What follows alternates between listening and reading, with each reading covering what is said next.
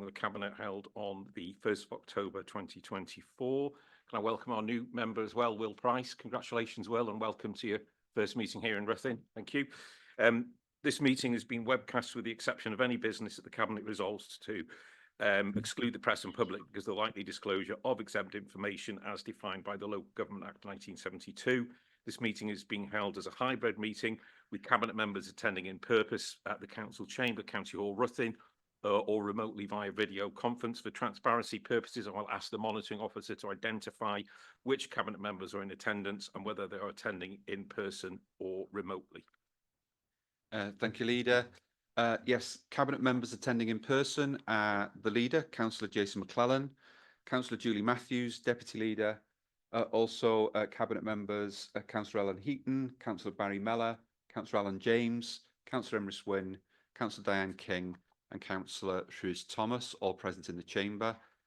In addition, in the Chamber, we have non-Cabinet members who are observing the meeting, and they are Councillors Justine Evans, Will Price, Brian Jones, Pauline Edwards, Terry Mendes, Andrea Tomlin, Karen Edwards, Hugh Hilditch Roberts, Bobby Feely, Hugh Williams and Mervyn Parry. We also have attending online as observers, non-Cabinet members, Councillors Carol Holliday, Martin Hogg, Joan Butterfield, James Elson and Cheryl Williams. Also in attendance in the Chamber and online are officers who are supporting the meeting. Hey. Thank you, Gary. Those attending remotely are kindly asked to mute their microphones unless they are called upon to speak. Cabinet members will also have their videos switched on throughout the meeting unless I specifically request to turn your video off to improve the quality of the audio link when you are speaking. You will be expected to restart your video once you have finished speaking. Please also refrain from using the chat facility as messages sent to all are visible on the webcast. Those present in the Chamber are asked to make sure that they speak directly into the microphone to improve the quality of the sound for those attending remotely. To aid transparency, all of the meeting's business must be conducted through the chair. I'll hand over to Gary for declaration of interest, but we have had one apology. Councillor Gwyneth Ellis has offered her apologies today. Thank you. So, Gary, declarations of interest. Diolch, Mr. Arweinydd. Thank you, Mr. Leader. Members will be aware of the requirement under the Council's Code of Conduct to declare any personal or prejudicial interest in respect of any business to be considered at today's meeting. Such interest should be declared now or as soon as the Council affected becomes aware that they have a personal or prejudicial interest in today's business. All members declaring an interest are required to state clearly what the interest is and to advise whether it is a personal interest or a personal and prejudicial interest as defined in the Code of Conduct. Any member declaring a prejudicial interest is required to leave the Chamber for the duration of the discussion and can take no part in the proceedings. Members with a personal interest only may take part in the debate and any vote. If a personal and prejudicial interest is declared today that has not previously been disclosed and recorded, the councillor concerned will be required to complete and sign a declaration of interest form, which is available from the committee support staff here today or online. Thank you, Gary.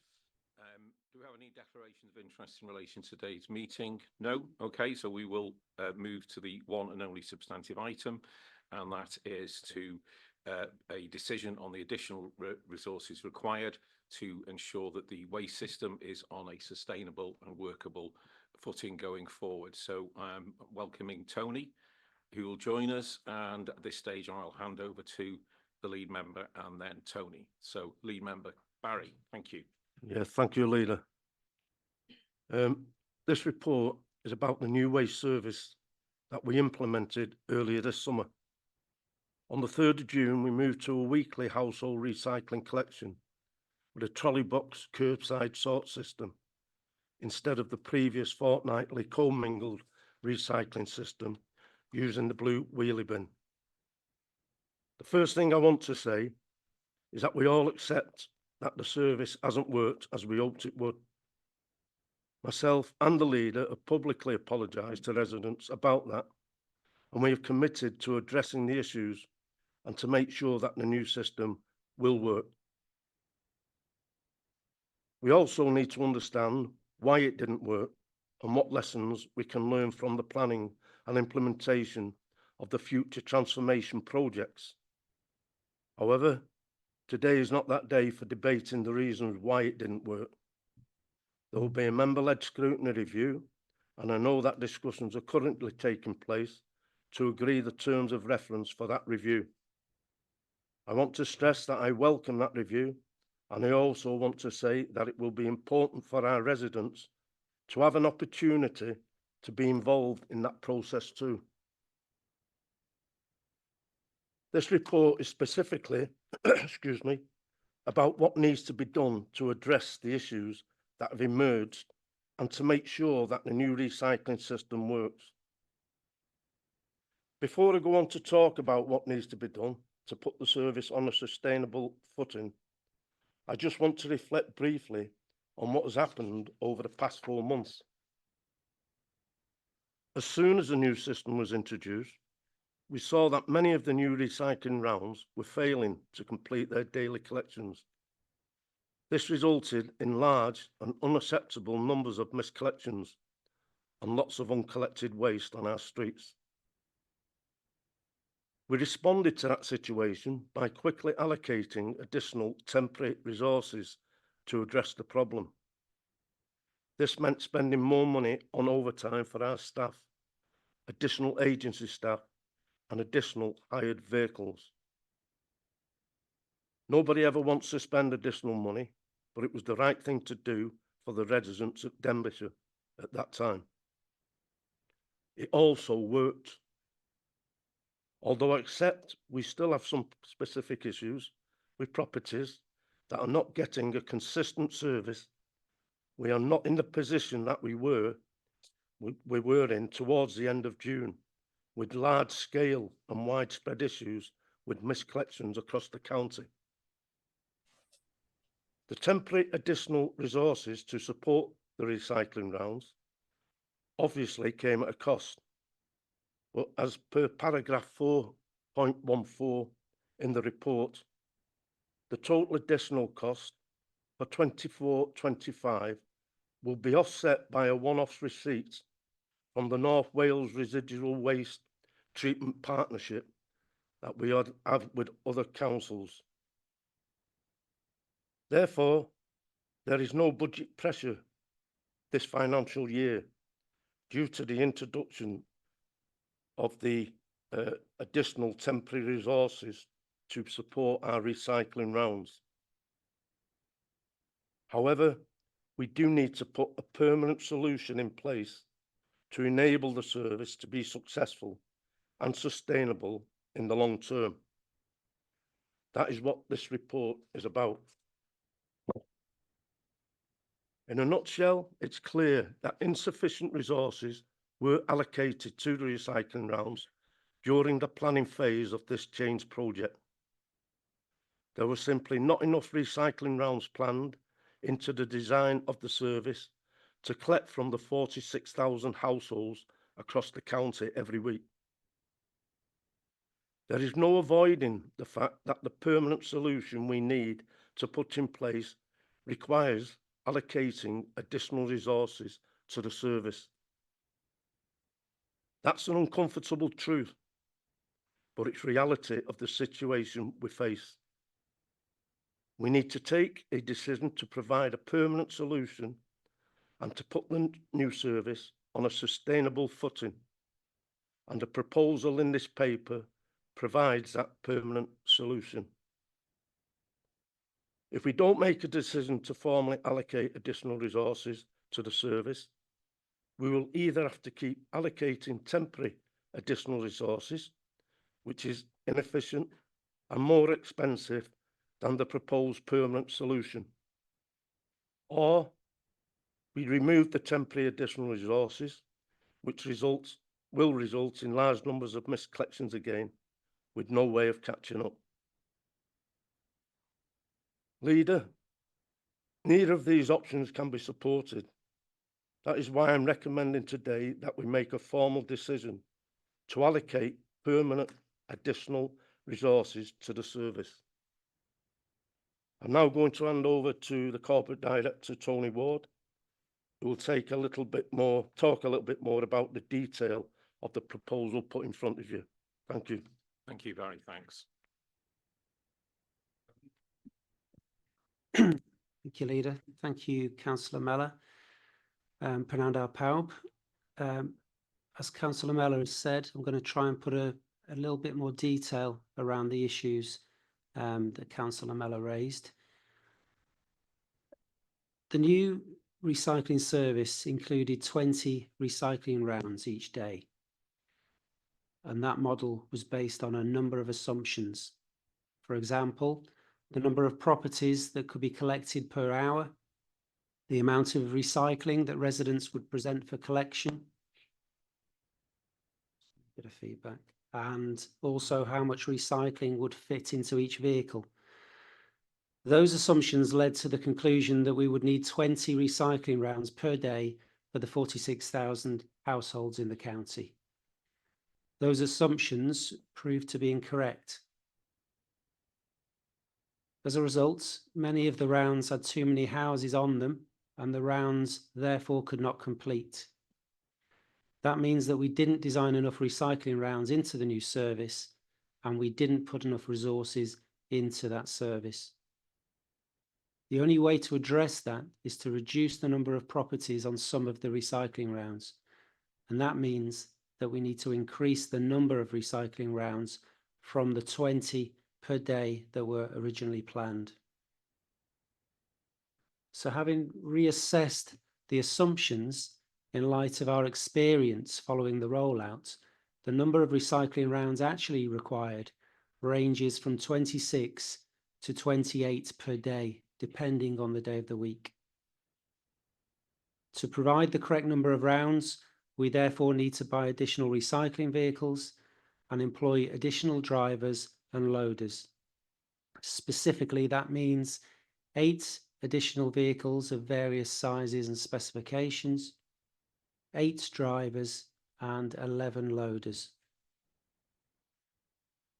The vehicles are estimated to cost approximately £1.3 million to purchase, so we are asking Cabinet to approve that capital spend today, which would be funded by prudential borrowing. It's important to note that we will be making a formal request to Welsh Government for additional support to help with that capital spend. And any support we receive will obviously reduce our capital spend and would also therefore reduce the amount of prudential borrowing required to fund it. We're also asking Cabinet to approve an additional £1.067 million of revenue to cover the revenue cost of that prudential borrowing to purchase the vehicles, but also to cover the day-to-day running costs of those vehicles and the cost of the additional drivers and loaders needed for those additional recycling rounds. That revenue pressure of just over £1 million will need to go into the medium-term financial plan, along with all other service pressures, and will need to be addressed via the budget setting process for 2025-26. If Cabinet support the proposals today, we can start planning to implement the revised recycling rounds, and we would hope to have them in place within weeks, i.e. during October. We're confident that these new rounds provide the permanent solution to the problems we've been seeing, and that this decision will enable the service to become sustainable again. I'm going to leave it there, Leader, for now, and open it up to questions and discussion. Thank you. Thank you, Tony. Okay, so thank you both, Barry and Tony, for setting out the position very clearly there. Okay, I'll open it for questions. Julie. Thank you, Leader. Thank you, Tony. Thank you, Barry. Just want to ask Tony, what particular evidence have you got to reassure us that the additional resources needed as set out in this report are adequate to get this back on a sustainable footing? What I'm concerned about is we don't want to be back here in another 3 months if, you know, the additional rounds aren't enough. Okay, thank you. Deal. Yeah, thank you for that question. Important question, obviously. There's a lot of work has gone in to revisiting the model over the past couple of months. What we have now that we didn't have before is the experience of about what's happened since the rollout. So prior to the change, despite a huge amount of work going on in planning the service, everything is a theoretical model until it's been rolled out. What we now have is the experience of what actually happened following the rollout, and we can see exactly what's happening every single day on every single recycling round. So we can see exactly which rounds have been doing okay, which ones have been quite close to finishing, which ones have been quite a long way away. And we can also examine the reasons why that's the case in quite a lot of detail. So we're working on the basis of real evidence of what this service is like in real life, rather than basing it on assumptions, which was the case prior to the rollout. So I think that gives us a lot of confidence that this permanent solution will work. That there's a risk in any change, and this is another change, although it is a much smaller change than the change we implemented in June. So again, that gives us confidence that this change can be managed and managed successfully. We know that when there's any change implemented, that brings risks, and there is a risk with any change that can lead to some issues. We're confident that we've got the plan in place to deal with those issues quickly and successfully, so that this new service, as I say, hits the ground running and is a success. But it's largely because we've got that experience under our belts. Thank you. Okay, thank you. Chris, do you want to come in? Yes, thank you, Rita. Tony, you mentioned risks there, and this is the direction I was going to go in my questioning as well. I accept what you say, that if there's any new project, if there's any new scheme anywhere, there will always be risks. You can never be sure that something will happen. Some members said that Denbighshire wasn't building many council homes and affordable homes. Well, in order to venture into that field, there are risks. There are financial risks when you do that. There are risks of opposition from individuals. So there are risks in everything that you do. Don't you agree? There are risks. You say that you're now in a better position. So my question would be, when officers looked at this situation over the last number of years, I've been on the council since 2017, and very soon after that, as a local member, with the waste centre being built in Denby, we were involved at a very, very early stage. I could talk at length about that, about the benefits that having that station in Denby has brought, the fact that we've managed to keep 4 businesses in Denby that might well have been attracted to other places. Those businesses have expanded, they've increased the number of staff. I imagine that any local member from Denby who's in the room today will support the fact that there's been employment for local people and keeping businesses in Denby. But let's get back to this risk that you were talking about.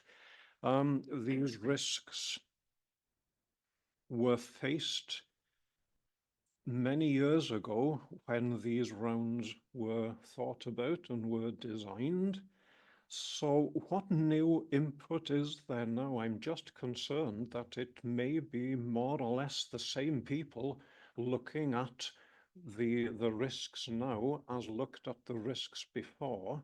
What advance has been made over that? Is there extra assistance being given? Can you just, it's very similar to the question you've just answered there, but if you can be more specific, how can we now have more faith in this model that is being put before us? Thank you, Tony. Thank you, Rhys, for your question. to some extent, clearly there are similarities in terms of the team of people who have put this plan together.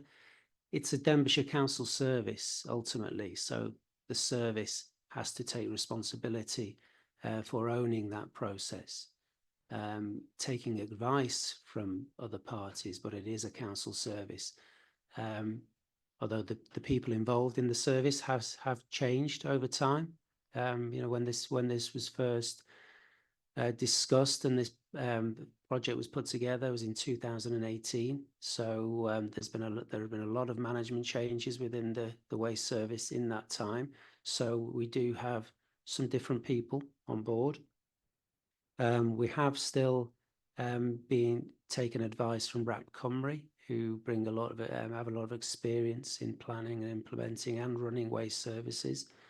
But we also have had some input from other external people as well, officers from neighbouring local authorities. We've asked, and they've kindly contributed by having a look at our assumptions and our model. It's really just about having a different set of eyes on this, so that because you know sometimes you can get very close to a project, so it's always good to have an external set of eyes. But I said at the end of the day, it's a Denbighshire Council service, so we have to be responsible for it because we have to run that service.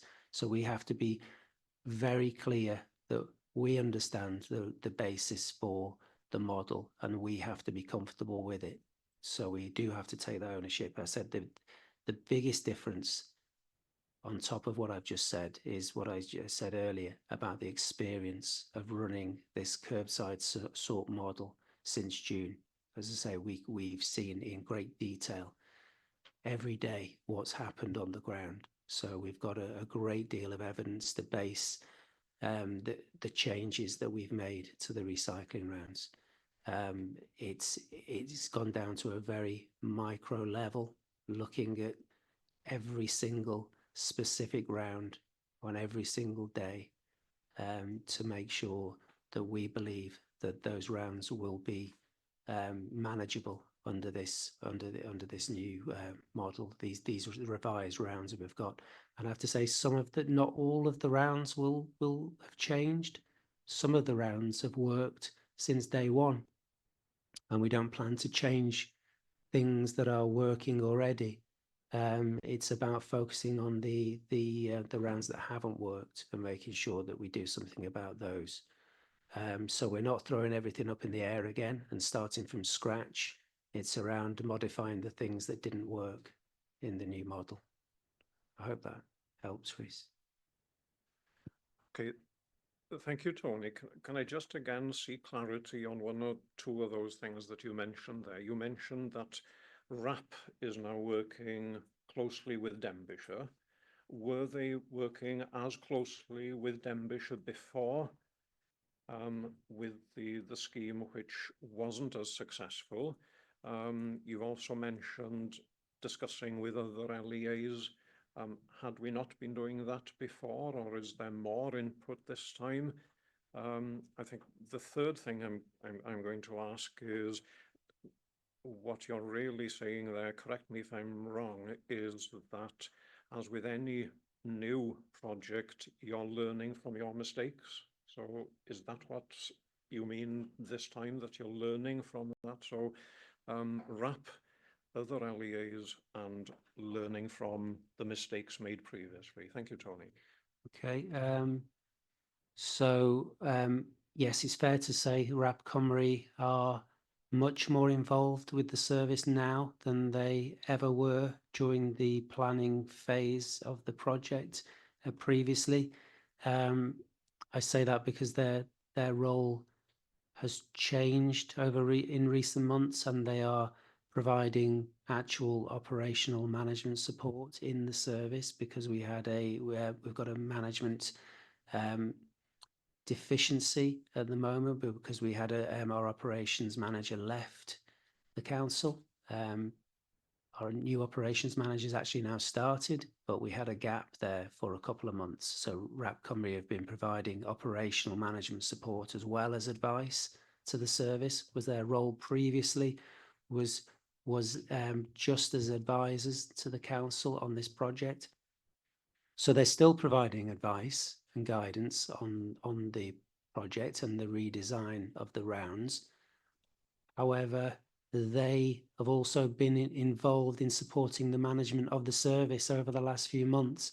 So I think, without speaking on their behalf, I think it's probably fair to say that they fully understand the issues that we've been having with the rollout of the new service as much as we are, because they've actually been involved in helping to manage that service with us. So I think that's a positive thing. I think that's a helpful thing. And we really thank RAP Comrie for their ongoing support. It's very much appreciated. We did always try to learn lessons from other local authorities who have been through this process before. That was always part of the project, if you like, to seek that lessons learned and experiences from others, because we're not the first authority to have done this. In fact, you know, we're one of the last to go about this kind of change. I think what's been different this time is we've actually asked for some support in a much more detailed way, actually looking, asking some other operational managers from other authorities to take a look at the detail behind our rounds. That's not something that I believe we did before. It was very much just kind of general learning lessons from other authorities in the past. And apologies, Reece, your third question was learning. I would say we have definitely learned from the experiences of the past 4 months. We can't not do that. You know, we've been living and breathing this every day for the past 4 months. The reality of the rollout of this service, and we've learned a lot. So that's fundamentally crucial to the success of these redesigned rounds, the fact that we've got that experience and we've learned from that experience. It's yeah, absolutely crucial, Reece. Thank you. Okay, thank you, Tony. I've got quite a few more questions, Leader, but I'll leave that for now. Let's go around the table.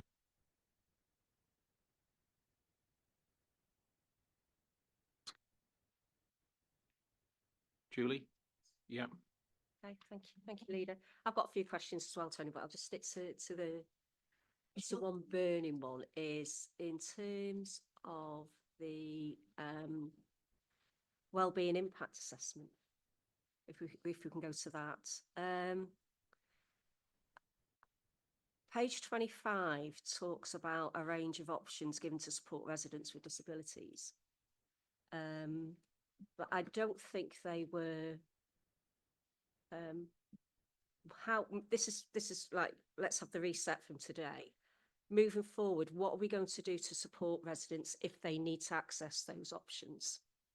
I think the other thing I was thinking about as well is we do have an aging population. So what are we going to do to ensure that it doesn't have any sort of future impact on the budget if there is increased demand? I think we've learnt previously that there are a lot of people who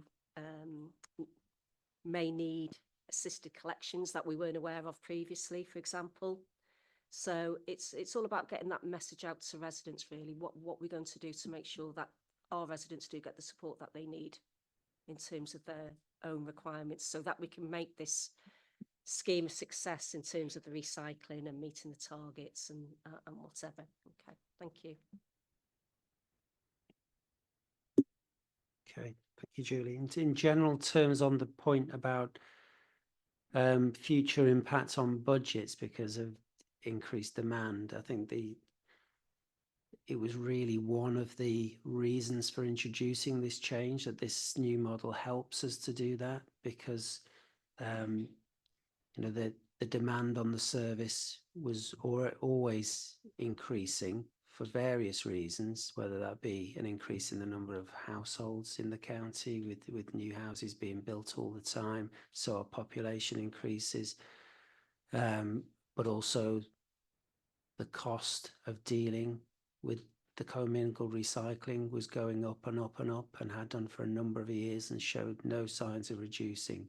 So in terms of the future impact on budget, that was one of the benefits of moving towards this, that it removes some of those things that are outside of our control and moves them to within our control.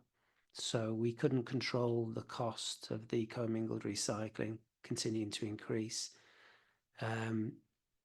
And we've now removed that element because we're collecting the sorting, recycling and selling it ourselves to the market.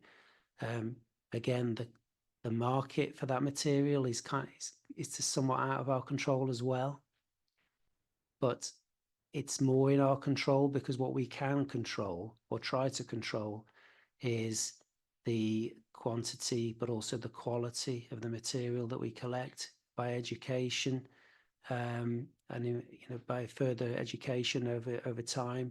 We hope that the quality of the recycling will continue to improve, so that that element of the budget is within our control.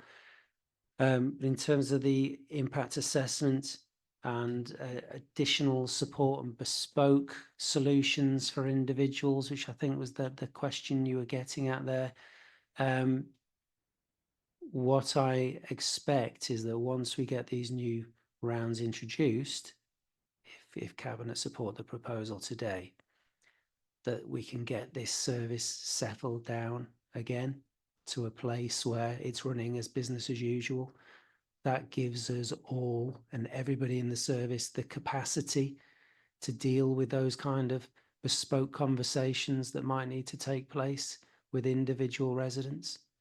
Things have been pretty hectic for the service, I think that's fair to say, over the past 4 months. So it's been a real challenge for them to try and make sure the recycling collections are completed every day. We need to get that back on a solid footing, so that people have got more time to deal with those really important issues that we need to resolve for people if they need to have a different solution, whatever that might be, to suit their individual circumstances. So I hope that helps. Yeah, thank you, Tony. That does help actually. But just a follow-up question really on those sort of bespoke solutions, really, because you're talking about, yeah, obviously once everything all settles down and whatever, but what sort of messaging will we be saying to residents if they need to access that bespoke service? Who would they speak to? Would it be our customer service in the first instance, and then would one of your team follow that up? Yeah, just to make sure we're getting it right for people. it would Thank be, as with any other service, it would be to contact customer services initially, and that will then obviously then filter through to the service, and the team will be able to have a look at those things. I mean, the service has been dealing with some of those issues over the first 4 months, but I recognise that it's been a challenge to probably do as much as the service needed to do because of the pressure and demand on everybody over that time. But yeah, customer services is definitely the way to log those issues. Just one other question. So as councillors, we can probably support you with getting those messages out to people if they need that sort of support. Absolutely, yeah, Okay. we would appreciate that. Okay. Yes, Thank you. thank you. Emrys? Thank you very much, Chair, and thank you, Tony, for the report. I've got a question about if we're going to accept this new business plan today, other than seeing that the waste and recycling is collected on the correct days and so on, are there any other changes going to happen with it to the collections? It's going to change dates, change the order of which bins are collected when? Because there was a lot of literature sent out prior to this new system explaining how it would work. Will we need more literature in order to operate the business, this new business plan that we're discussing now?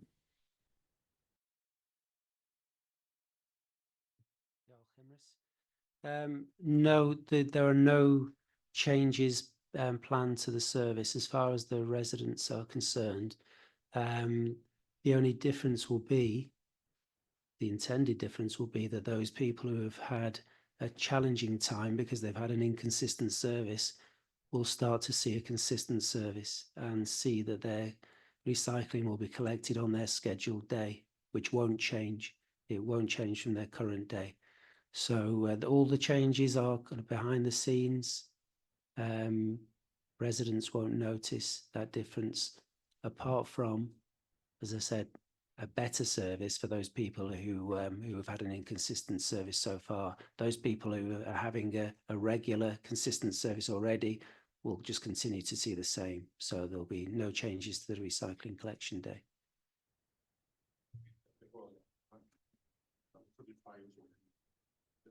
That's the answer I was hoping for. Thank you very much. Any more questions? Ellen, do you want to come in? Diolch Arweinydd. Thank you.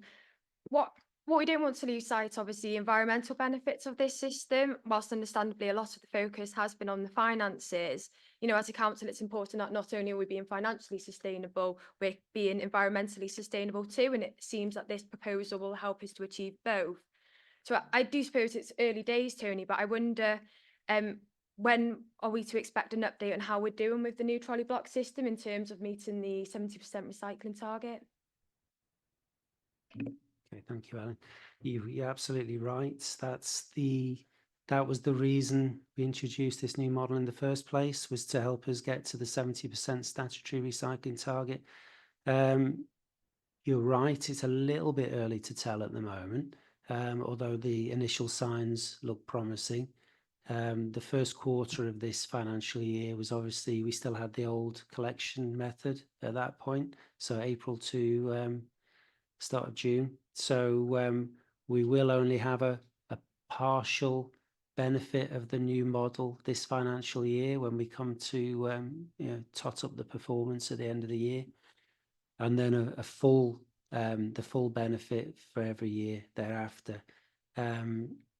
But so we've had the quarter 2 of this financial year has been using the new model, and as I said, it's quite early days in actually determining the exact figures, but from what we can see over the first 4 months, the amount of recycling that we're collecting and the value of it seems consistent with what we were projecting it would be before we changed.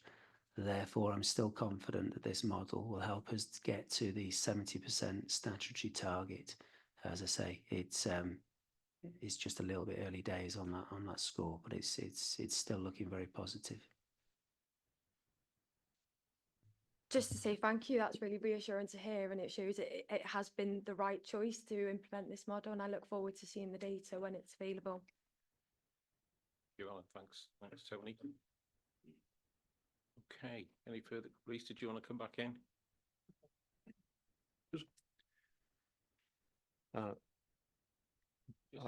Alan, sorry, you've indicated that some chattering at the back that's distracting. There's chattering going on at the back, so it is quite yeah, if you take you all together and you'll need to have a chat, just turn the volume down a little. Thanks very much. For those at the back, particularly if Tony's speaking, he's at the back as well. Thanks. Please. Diolch Arweinydd. Cwestiwn. Thank you, Leader. Couple of questions for Tony, and I'll ask the first one in Welsh. Before the changeover to the trolley box system, was there any overspend in the waste collection service? Is it easy to say how much the procedure cost previously? It might not be easy to say that. Do we have any idea what the over expenditure was for the previous system before we transferred to the new trolley box system? And as Councillor Ellen has just said, you all know that I'm very keen that we as a council do everything that we can in order to recycle and for the environment and so on.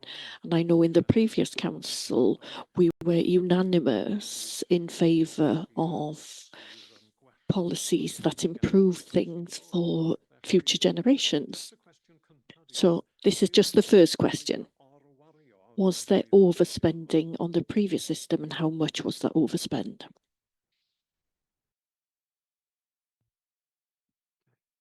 I think Liz might want to join me in terms of the answer to this question, but essentially the answer is yes. There was a budget pressure on the waste service prior to the rollout. The budget for the waste service was about 7.2 million in 23-24, and the actual cost of the service was about £8 million in 23-24. So there was a budget pressure of about 800,000 is the reality. I don't know, Liz, if there's anything you want to add specifically in terms of detail on that. Na, ddim byd i ychwanegu. Tony di ateb y cwestiwn. No, nothing to add. Tony's answered the question about the budget for the waste team. It was 7.2 million and the expenditure was 8 million. So there was an overspend of £800,000. Okay, diolch yn fawr, Liz.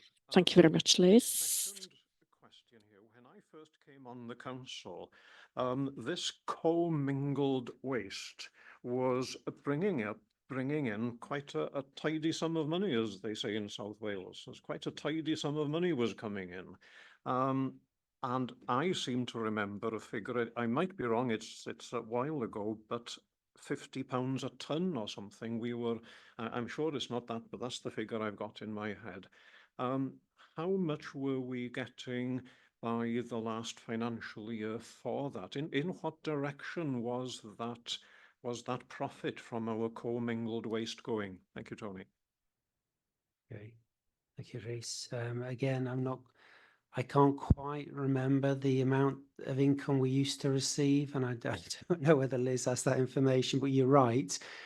When we did used to receive an income for the commingled recycling when we first introduced that system. However, that wasn't the case by the time I became the head of service. I can tell you that in 2018-19, we weren't receiving an income. It was costing us £315,000 a year by that point to pay somebody to treat our commingled recycling. And by 23-24, that had increased to 1.1 million. So it went from, it used to bring in an income to it was costing us 1.1 million. So a very big change in the financial position. And that was only going one way, and that was only going to continue. So that's, from a financial perspective, that was a huge risk to the service and therefore the council in terms of budget pressure. We've removed that risk now by changing to this model because we don't have to pay anybody to sort and treat our commingled recycling for us anymore. In fact, we get an income for it, for the recycling.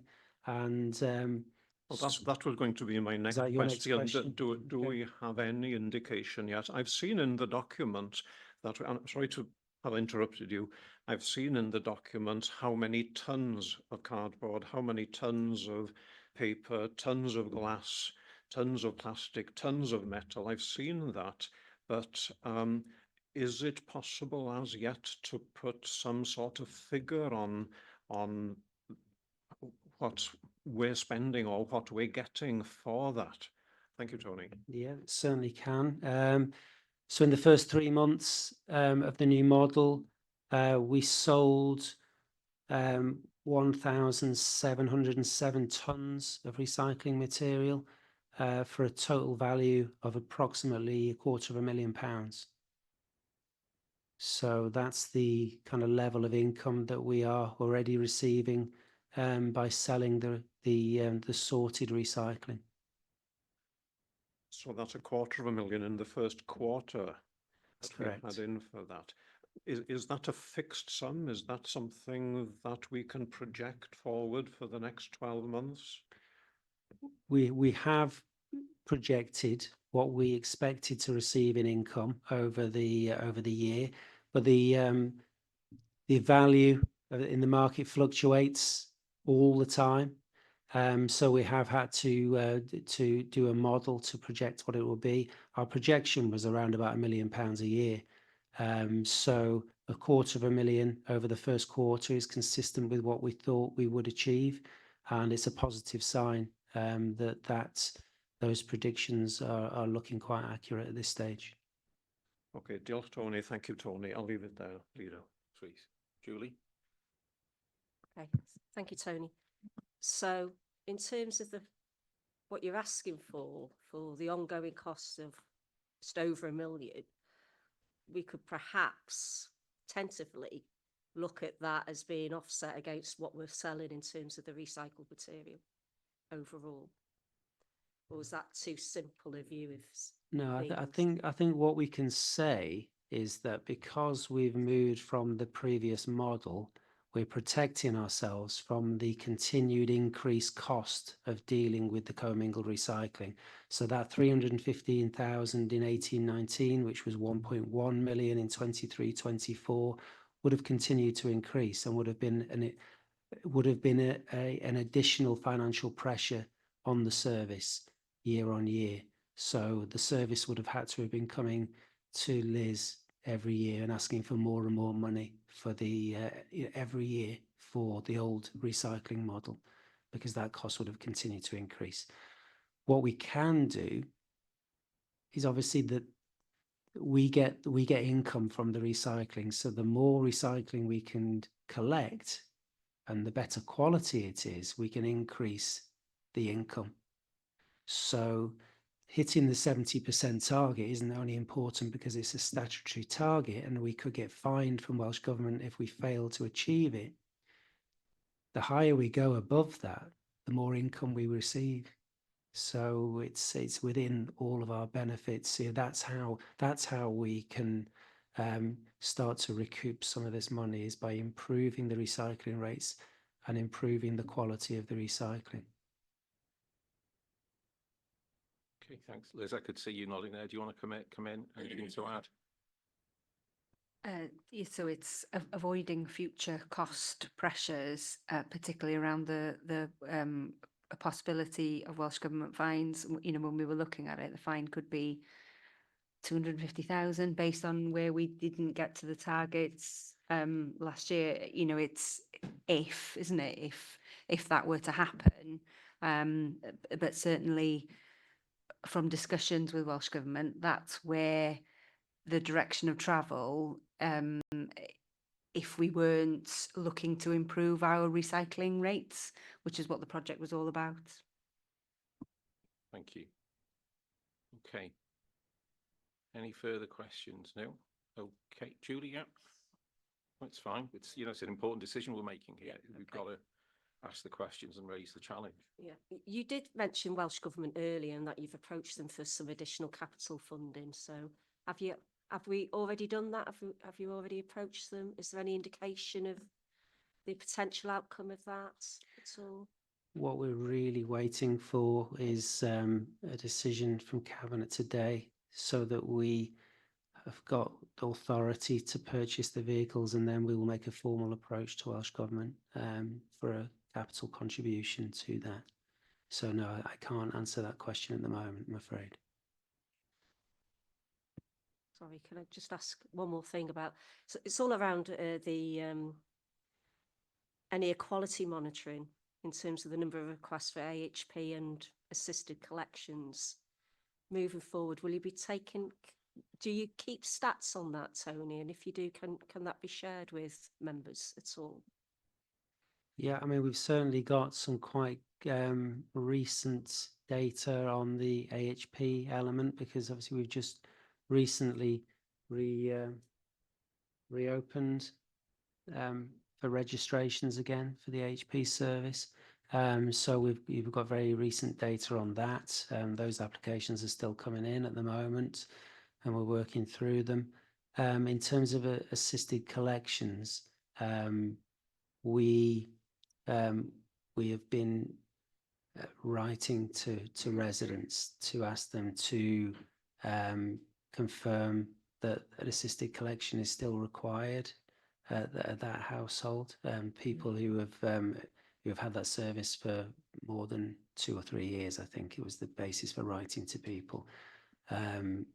So, because we want to make sure that, you know, the service is still required everywhere where it's being provided, because it obviously does take additional resource to implement that. So again, we are collecting some updated information about that at the moment. Happy to share that once we've collated that information, Julia. Emrys. Ja, diolch yn fawr. Un cwestiwn. Thank you very much. One question.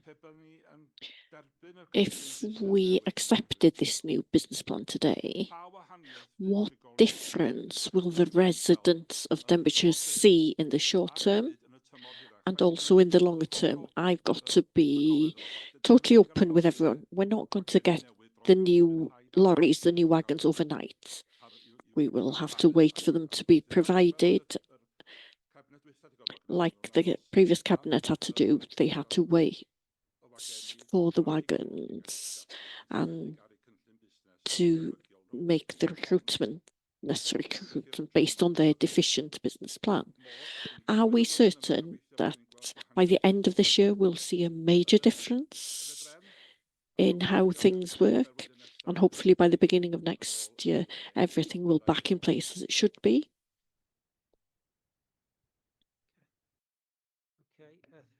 Diolch, Emrys. As I said earlier, I think for the vast majority of residents, they won't see a difference because we are completing our recycling collections for the vast majority of people every day and every week now. So they will see no difference. They will still see that they're getting their recycling collected every week on their scheduled day. What for those people who have had an inconsistent service, they will see a difference because we will be providing that consistent service across the whole of the county. That's the purpose of this this request today, to enable us to get to that position and this to just become business as usual, day-to-day operation. Now, I'm not going to say that that means that we'll never ever have any miscollections, that nobody will ever have a miscollection ever again, because that's an unrealistic promise to make. Every waste service has miscollections. Denbighshire always had miscollections prior to this rollout, and every council in the country will tell you that they have miscollections. That just happens with a service of this scale. That always happens for various reasons, and we've got the evidence to back that up. You know, we're in Denbighshire. We've had a look at the data from customer services from the start of this year. So from the 1st of January this year up until the start of June, we had on average every week more than 120 miscollections, people reporting miscollections to us. So that always happened. It was never headline news because the numbers were reasonably manageable and the service dealt with them as a day-to-day business as usual situation. That's what we need to get back to. So I'm not going to say that there'll never be miscollections. What we need to get to is that position we're in before, where miscollections happened, but the numbers were manageable and the service was therefore able to deal with them. So that's what we will need to get back to, and that's what this is going to help us to do. Thanks, Diolch, Emrys. Thanks, Tony. Okay. Okay, no further. Oh yeah, no, that's fine. Yeah. Tony. I've just thought about something else it's come up in the wellbeing impact assessment as well, because it is noted that quality jobs for the long term, and it is acknowledged about manual handling implications, because for staff, fundamentally, the job has changed for some staff, hasn't it? And there has been retraining and whatever. But you do notice something, you know, manual handling implications of the curbside sort system presenting a barrier to older operatives. but that could include other operatives as well, couldn't it, regardless of age, if they're finding that a challenge. So it notes something around the council's career pathway to support other older operatives, or perhaps other operatives as well. So what does that entail? Because I suppose what I'm thinking about is if people might do the job for a few months and then find it's actually quite physically demanding on them as time moves on. So are there options for staff to be redeployed within that service in other roles? Thank you. Thank you for that. Yeah, you're right. The job's different to what it was before. It's always been a physically demanding job, to be honest. I know because I've done it, not every day, but I've done it. Back to the floor stuff when I was head of service. So it's always been a physical job, but it is a different one. There's been a lot of work undertaken in terms of safe ways of working, risk assessments, and also training for staff. So we've done all the right things, and but you're right, there are opportunities both within the service and outside of the service, actually, for people who decide that this job isn't for them for whatever reason. Actually, if somebody was in that position, we'd look to work with them to identify other potential opportunities. There are lots of different roles within the waste service, but there are also lots of different roles within Paul Jackson's wider highways and environmental service, and the council as a whole. So we wouldn't just kind of limit it to a small section of the council. If somebody felt that the role wasn't for them anymore. Also, we're trying to encourage people to upskill, because within this role here now, you can see in this proposal today, we're looking for a number of additional drivers. Now, it may be that there are people who are currently working as loaders in the service who are working towards getting their qualifications to become a driver, because we are trying to encourage upskilling staff, and that's a continuous process, because those opportunities do exist and they will always exist for people. So we want people to move on onto different things, as I say, just doing the same role forever. Thank you, Tony. Good to know there's staff development opportunities alongside this. Thank you. Okay, thank you. Okay, so no further questions from Cabinet. Other speakers, I've got Councillor Hugh and Terry.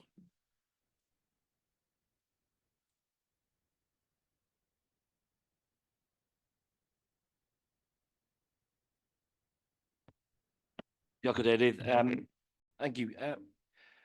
I just want to focus on the paper, really, that's in front of us. And I think, in my simple terms, this is a paper that 18 weeks ago, a scheme was rolled out. It has failed. And we're here now with a paper to put more money to sort the scheme out, which is the simple. And I use Jason's words, he said the other week, he said to me, it's easy to be in opposition. It is when everything's going well, but not when we have to face the brunt of it. And in opposition, you can get frustrated. And what I find really frustrated is that I'm sat here being told by officers that the rollout was all based on assumptions. And we hope that this will work. Assumptions is the mother of all mistakes. And the fact that there's no metrics behind that. So I take it that as a cabinet, with the exception of Tony, you and Graham as CEO, you can answer how many collections per hour we will be doing on the new wagons, how much recycling you can do per day on these wagons, how many times each wagon will be emptied, what the cost will be each journey backwards and forwards. I suppose that work has been done, because to use Emrys Wynn's quote, this is a business plan. Unfortunately, I don't see this as a business plan. I see this as a paper asking that we need some more money to try and fix a blister that's popped. But yet, I can't tell you when that blister is going to get better, because we don't know if Welsh Government will contribute. We don't know when the lorries will be available. We don't know when the staff are available. So we don't actually know when there is a benchmark. The only benchmark that Barry's mentioned back in the day, Barry, was 12 weeks, where the RAP would tell us that we would be judged on then. And that's the benchmark that we had. We talk about risks. We don't know what they are totally at the moment. But yet, Tony, you can project to me how much recycling we'll do. Project, I think the word you used before, in a year. So you are being asked as a cabinet to endorse this paper for more income and more revenue to support the model. And remember, this doesn't even include green waste, general waste. We've had a lady be picked up today in Denby who's had 118 nappies. She's disabled and hasn't had a collection. It's only the second collection she's had since the rollout. There are fundamental bigger issues than just this paper, but I'll keep it on this paper. But the facts I can give you, to quote Delith, is that the model in front of you that is being re-looked at is a model based on assumptions and not metrics. And that is a fundamental flaw, because the metrics have not been shared with you as cabinet, as far as I can see, because it's not in the paper, and it's not shared with other councillors. And I think Jason and Barry, fair dues, have acknowledged that and have said that it was a failure under their watch, and the costs are still out of control because we don't have a timeline of when lorries and this new scheme can be put in place. We still don't know what that cost would be. Graham Bowes said to me in the group's leaders that I was sensationalising when I was quoting a 3 million figure about the cost expiring. Well, actually, Graham, it's creeping up. It's over 2 million now. It's creeping up regularly. So maybe if you just look at the figures a bit closer, it's a lot closer to the figure I was quoting than the ones you were quoting. And I think I do have a little bit of a itch with we're celebrating the windfall. With 1.2 million, I mean, again, Liz, I'm not sure how much we've actually paid into that scheme as an authority would be my question. So the annual payment to Parc Adfer is 2.1 million. Okay, so we give them 2.1 million and we're celebrating we're having 1.2 million back. That's the level of detail that we need to be looking at in this authority. I also think that, you know, the fact that it's here before cabinet does take admittance that there is an issue. But I'm just concerned that we're week 18, and I know it's difficult. This is not personal, Tony, but I can't ask Tony, tell me what day that the bins will be back to 100 missed collections a week or whatever it is. Because we had the collection service, and in 12 years as a councillor, I never had a single complaint on the bins. And I can handle, the only issue I've ever had was somebody pinched my own bin and I had to get a replacement. So I just think we need to understand what level of accountability as a cabinet you have here in supporting this, because I would suggest that supporting a fully costed piece of work, a fully costed business plan with timelines, because you're spending that money anyway, Rhys. So if you're prepared to gamble £1 million odd on you don't know the facts and figures, that's something you've got to live with, if it's that funny. So I just think that we need to be really sharp on that going forward. The question is, what's the other plan? You haven't got any other plan. You haven't been costed. But Barry's mentioned that the blue bins is not an option to come back. Well, how much does that cost, Barry? The blue bins is not an option to come back. This is Welsh Government that have given the indication that we've got to get our figures up to 70% recycling. We were hitting about 60%, nowhere near it. Well, all right, 66, but we're nowhere near the 70%. And so 4% costing us 2 million. We were getting £25 a tonne. I'll give you the figures, £25 a tonne a few years ago for the mixed recycling. It was costing us £91 a tonne to get rid of it. That was unsustainable. Unsustainable. We had to go to a proper recycling system. Yes, it's not worked as we'd like to do. Tell us what we should do, Hugh. Tell us what we should Well, do. I just told you, Barry. What? I said you should have a fully costed plan with a timeline that tells you when you've got a benchmark that you'll be at a level of 100 houses minimum will only have a miscollection. That's what you can't tell me. You can't tell me when you're going to get the wagons, and you can't tell me when you're going to get the staff. So what I'm saying to you is, in principle, we've got to do something. I get that, but this is a figure that doesn't have the metrics behind it. That's my thing. It's not in opposition to what you're doing, because it's a mess and it needs sorting. But what I'm saying is, get some science behind your figures to support you, because that's your role as a cabinet, a corporate role, to take corporate decisions that do not harm the council. And that's what I'm asking you to do your due diligence on this decision before you sign up to something that doesn't have a timeline. I would strongly disagree with your assumption that this is not a detailed plan to put this service on a sustainable footing. The assumptions that were made and were wrong in June of this year were assumptions made in a business case signed by a cabinet in which you were on. And I'm not having any groaning and moaning in this cabinet. We'll treat each other with respect. Those assumptions were stress tested in June of 2024 and they failed. So when you signed that off, what assurance did you have that it would work? I tell you what we had, Jace. We had Lara Tumas, who told us that she had a plan B and that it would be rolled out on different areas and tested. What you haven't done is tested it until it went live in June. And 46,000 houses went live with people who worked in areas for years were in other areas on rounds that didn't know the areas. That's a fundamental flaw. I don't need an investigation to that. It is quite clear that those errors of judgment and assumptions, which you've had 2.5 years to watch over, so to go back to 2018 and 2022, I think is rather weak, to be honest, if that's your comeback. Not weak at all, and I'll tell you why it's not weak, Hugh, because we have, as you have acknowledged, we've apologised that this has happened on our rounds. And you know what? In those 2 years, perhaps we should have relooked your assumptions. We didn't. So that's us being a bit self-critical. We have stood up and apologised and accepted the criticism. You're talking today about the assumptions of a business plan failing. Those assumptions were in the main, probably in the whole, in the business case that your cabinet signed off. They were, and that's where we are today. And you know what? What I would say is, and again, it's not being critical, because hindsight is a wonderful thing. And in the 2 years, perhaps we should have said, well, you know what? This will take some more money.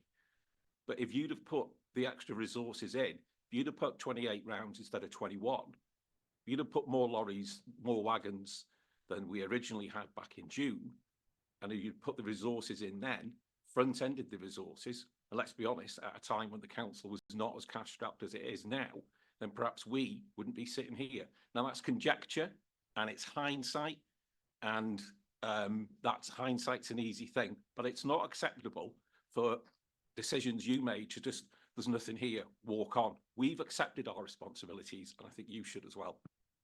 I'll accept anything I voted on, Jason, and I'll stand by what the last thing I voted on was about the finances for the, as Rhys mentioned about the employment in Denby. I never voted on any lorries or rounds, and I never did. And you can ask Tony that I haven't.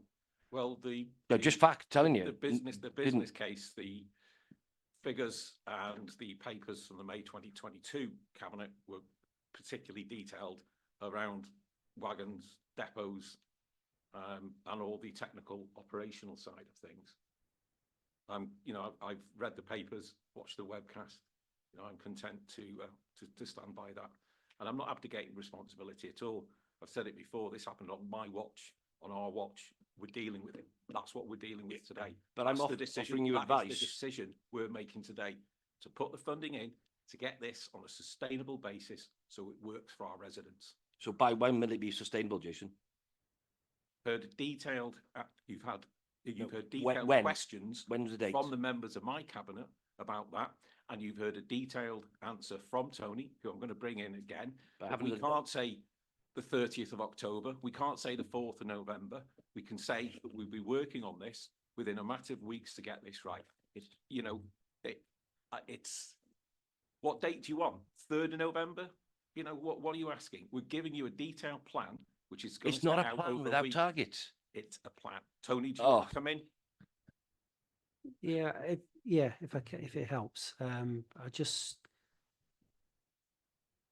in terms of when will we be back in a position where we've got this, the situation I described earlier, where we've got 120, say, missed collections every week being reported.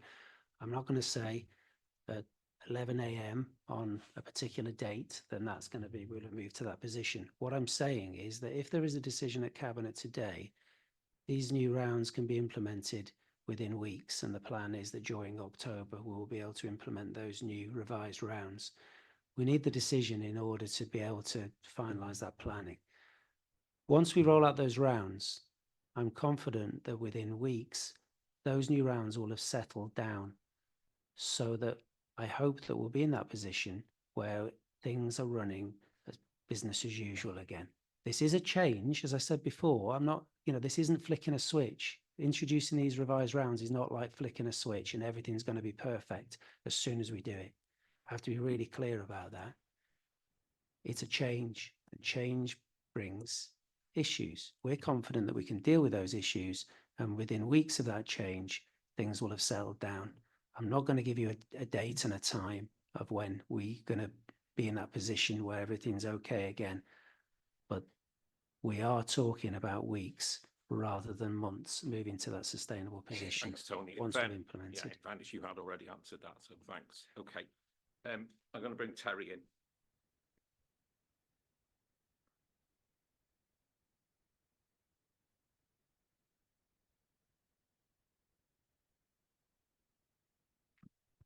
Thank you, Leader. I wasn't around in 2018, so it's not my fault. But I have 2 questions. They're nothing to do with the £1,000,000 that's going to be rubber stamped here today, and that's very clear. But I'd like to bet anyone around this table a couple of shillings that we'll be back here in 6 months, and they're probably going for another £1,000,000. Now, this extra £1,000,000 that will be earmarked for extra staff and extra rounds, the briefing we had on Thursday was this would negate the need for agency staff and for other staff being dragged in from other DCC departments, and taking those away from their normal DCC duties. So as I understand it, under this new model and under your assumptions, or the new assumptions, wherever they're coming from, you will have dedicated staff with dedicated trucks, etc. Yeah. So with this new model, will you have the same staff collecting collecting on the same routes on the same day of each week, so that they can have the familiarity that's been lacking in the last 4 months, so that we end up like our local postie, and they know where the houses are. Now, if you don't do that, particularly in rural areas, you'll still have missed collections, just like the one I've put on the system 7 times. Now, I understand you said you were always going to get missed collections, but hopefully if you implement the same people on the same routes, that will reduce dramatically, I would think. That's just logic. Secondly, a second question, let me take you to Appendix B, page 31, paragraph 3, which incur additional costs from residents. It's regarding the green waste and the trade waste contracts. With paragraph 3, I'll read. It says it's regarding the reimbursement of customers who've received a poor service, and then this issue is quite complex and will take time to work through and confirm. Now, I believe that would have come from the finance department. This should not be complex at all, and it should be not, certainly shouldn't be kicked down the road, this subject of compensation. Customers, as in residents, have paid for green bins, and businesses have paid for trade waste services that haven't been collected. Now, you're a lawyer, Jason. Under consumer law, that's misrepresentation, false pretenses, fraud, I don't know. breach of contract, maybe? I don't know.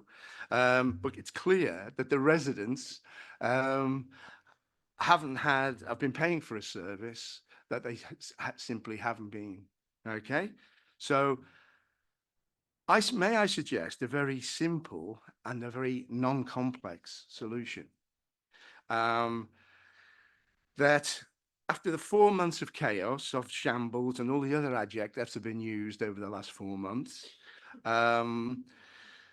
this ineffective rollout, may I suggest a very simple and non-complex solution that you cancel all the direct debits from December to the end financial year end and 31st of March for all the green waste people and the trade waste businesses. Okay, and then now, if you do that, yes, I'll agree that some recipients of that service would be overcompensated. I agree with that. You know, they're going to get back or miss out on more money than, you know, when they should have. But that would be, for DCC, a gesture of goodwill. And let's be very clear, there hasn't been a lot of goodwill over the last 4 months, particularly to councillors. And that has been reflected in the recent turnout of the local election of 11.5%. Thank you. Okay, thanks, Terry. So a question there about staffing and the compensation scheme. Yeah. Okay. Yeah. Well, is it going to be the same staff? Yeah. Well, thank you for that, Terry. I completely agree with you. That's one of the keys for getting this, getting success with this service, is to get consistency, the same people working on the same rounds every week, familiarity with their route, and that's absolutely key, which is why we want to move to this position following this proposal today, which will enable us to employ more people, more drivers and more loaders directly, instead of relying on the number of agency staff that we're currently using. So I totally agree with you. That's what we need to do. And clearly that's the thing that will help us to improve in those areas we've been struggling. So you're absolutely right. So I just wanted to clarify that nobody from outside of the waste service is collecting waste on behalf of the waste service, that we're not using people from other services to collect waste, you know, to complete these rounds. No, that's not happening. So that did happen, but on a very, very small number of people for a period of time. And I did say, yeah, I did say on average how many people a week were being used, and it was, I think it was 3 people on average per week were being utilised who had volunteered to support. So it was very, very small scale. It's not happening now. I just wanted to highlight that for clarity. I don't think we're going to be debating today and making, you know, and agreeing what the solution is for people who've had an inconsistent green collection service since the start of the rollout. It is an issue that needs to be resolved. Councillor Mendes is absolutely right. It will be, it's not being kicked down the road, but today isn't, I don't think today is the day for debating and agreeing the solution on that. Councillor Mendes has highlighted the potential problem with a blanket approach, and that is that we compensate people who have been having a very good service since the start of the rollout, and that's maybe not a good use of money. But I say it's not, I don't think it's for today, Leader, that question. Yeah, I mean, I've had conversations about the balance between, are you overcompensating, but the element of goodwill as well. So it's an important point. Take that on board. Thank you. So you will be looking at that. And I would, again, would suggest strongly that it would be cheaper to do a blanket block cancellation, if that's the right word, than trying to work out if Mrs. Jones got a green bin. If you start. Yeah. I get that. Yeah. Okay. Thanks, Terry. Bobby, do you want to come up? Just looking at the screen. No hands up.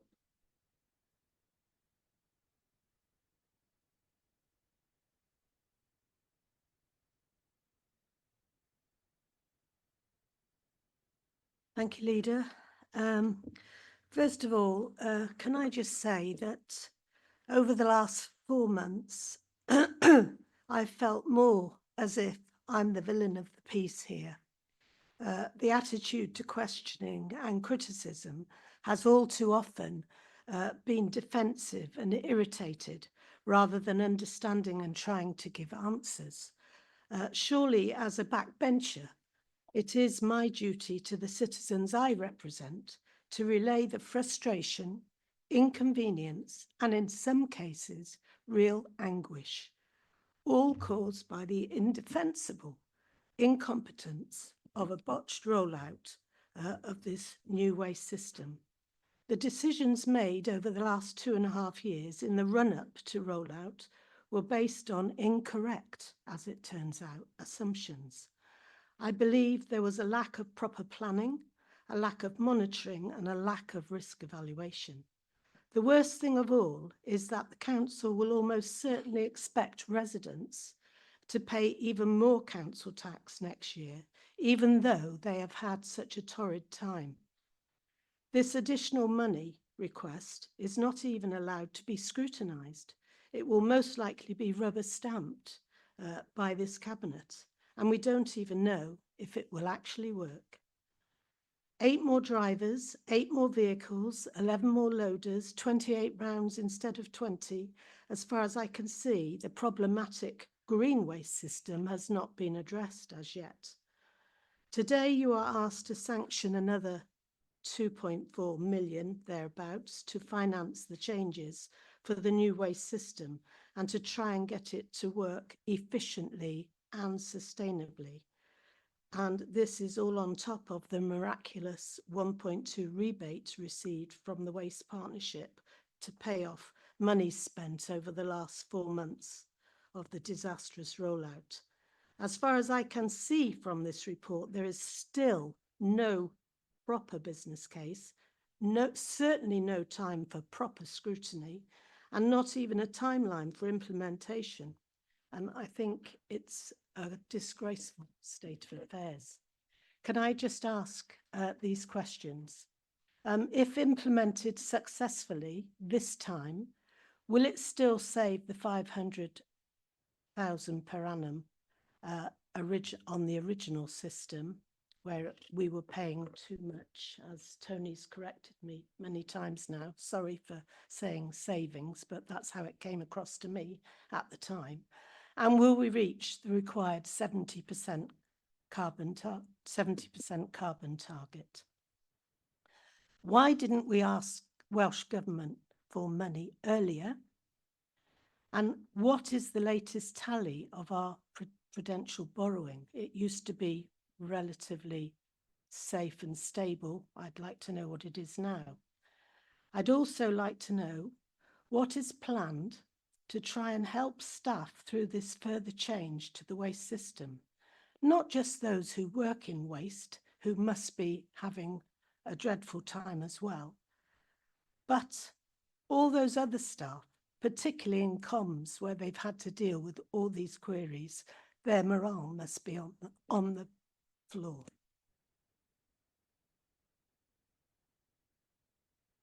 Liz wants to come in. I'm going to come in on a couple of points. I've consistently acknowledged the pressures that we're all under as individual members, whether we're the leader or a backbencher. We're all under those pressures. I acknowledge that, I thank you for dealing with them. I'm going to take issue with the word and the phrase rubber stamped. I'm going to take strong issue with that, because you sat at the back there for over an hour, a number of challenging questions from the members of the cabinet. Those discussions have been happening behind the scenes. Okay, I'll take that back straight away and wait and see what the result is. Well, you are then now indicating that if we vote for this, we're rubber stamping it, and that's what I'm taking issue about. We're not rubber stamping it. We're not rubber stamping a document. It's looking at it for a second, stamping it, and pushing it on to the next one. That's why I'm taking issue, because we're not doing that. Had an hour's worth of questions, and that's basically the tip of the iceberg, because there's been some intensive discussions. Member scrutiny, we set aside a whole afternoon to deal with this and the terms of reference of the scrutiny of the system. We didn't even get to the scrutiny of the rollout system because we spent the whole time dealing with this. So I would dispute that there's been no member involvement at all. I'd strongly dispute that. We're going to be soon looking at the scrutiny process, and I'm sure within the scrutiny process again we'll be looking at it in its totality, which will include this process as well. So to say there's been no member input is wrong. This is a decision under the Constitution. I said no formal scrutiny. Okay, well, there is a formal scrutiny. Gary's looking at me now. He doesn't need to tell me. It's the 24th of October. Okay, for the formal scrutiny. Okay, well, if we don't make this decision today, this is why we've got it here today. We're not going to wait till the end of October or November. Hugh was asking, give us a date. Give us a date when it's going to. Well, it'd be even later if we made this any later. So we have to make that decision today. We are not rubber stamping. Okay, I'm going to bring Liz in. Yeah, I just wanted to make a point about adding the two numbers together to get to 2.4 million. I think that's a bit dangerous. Well, initially I put it separate. Yeah, no, so because we're talking about two different, I know, but members of the public are watching this, and therefore it's important that we're careful in how we articulate. So just to explain, we are talking about a capital sum of money of 1.3 million and then a revenue sum of money of 1 million. Of course, we are going to need to borrow for that capital sum of money, and that will need to be repaid through borrowing. So that repayment is in that revenue sum. So if we add them together, it gives a misleading picture. So there are borrowing, the repayment of borrowing is included within that revenue, which will be done over a number of years, over 7 years. So I just think it's important we don't quote that figure. They're separate for a reason. So I do understand that. As I say, I had it separate, put it together for brevity. Some specific questions. I know that Ellen did mention the targets, 70%, and that Barry touched on that. But in fact, you'd have some questions. Tony, can you come in and answer Bobby's questions, please? Yeah, certainly. Hopefully I'll be able to answer them all. The thing about the £500,000, the £500,000 saving, just wanted to be clear about that. We never said that this project was going to release a saving of £500,000. But as we've described already, there was a revenue pressure on the waste service prior to this rollout, i.e. it was already over budget. We did say that we projected the new service would reduce the cost of the waste service by hopefully £500,000. So it was about reducing the budget pressure on the service. It was not about releasing a saving. That was always been made clear in all the reports that we've brought to Cabinet, and that's been part of the debate. So as I've said before, the budget for the waste service in 23-24 was 7.2 million. The cost of the waste service was 8 million that year. So it was overspending to the tune of 800,000. We're clear, and that's why we're bringing this report today, that the new model that was introduced in June is not going to reduce that budget pressure by £500,000 as we hoped it would. That's very clear. So we've already said, the assumptions that were made around that model have not proved to be correct. And one of those is about that service costing £500,000 less than it did before. So we need to understand that we're very clearly saying now that we will not reduce the cost of the waste service by £500,000 with this new model, because we underestimated the number of recycling rounds that were required. We need more, which means more vehicles, more drivers, and more loaders. Now, there's been lots of talk about and kind of criticism about the term, about things being based on assumptions throughout the meeting today. And I just wanted to pick up on that, Leader, if I may, because all services, all new services are based on assumptions. Now, they have to be, because they don't exist before the service is introduced. So it is always theoretical until the point in time that the service is rolled out. What we now have is 4 months of experience and evidence about what that service works like in real life. And that is why we're bringing this paper here today, to rectify that situation that exists where we underestimated the number of recycling rounds that were needed for this service. Now, whichever way you want to kind of, explain that, whichever language you use, that is very simply the situation. The day for debating why that happened and the reasons why that happened are not for today, they're for the scrutiny process. This is about acknowledging that that situation exists. We underestimated the number of recycling rounds we need, and this is about providing the solution to make that service work again. So the other debate is for another day. Will we reach 70%? I think I've covered that already. It's early days, but the signs are promising. And we knew one thing for sure: we were not going to reach 70% with the old model. We've been using that old model for more than a decade, and we'd been operating around about 65% for about a decade. It wasn't changing. So we know that for sure. We're optimistic that this new model will still help us to get to 70%. As I say, it's early days in terms of the evidence on that yet. Why didn't we ask for money from Welsh Government earlier in the process? Well, we've done that at several points throughout this process, throughout this project since 2018. We've been back to ask Welsh Government for additional financial support. To be fair to Welsh Government, they've responded positively throughout at various points throughout the project, and they've contributed, I think, more than £12 million to this project. So, we will be making that formal request again. We hope that that will be received favourably. We don't know though yet, and we know that things are difficult, which is why the figures in this report are based on the assumption that we have to fund it ourselves, because we have to assume that in case that turns out to be the case, because you need to be making a decision with that full knowledge of that of the information that's before you. And at the moment, we don't know whether we will be able to lever in any additional Welsh Government money, which is why we're assuming that we have to pay for it ourselves.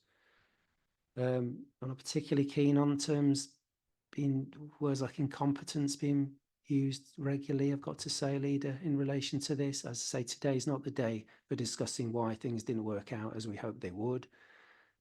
But I personally think incompetence is a strong term, and I would actually request that we refrain from using those kinds of terms, and at least until we've been through a scrutiny process.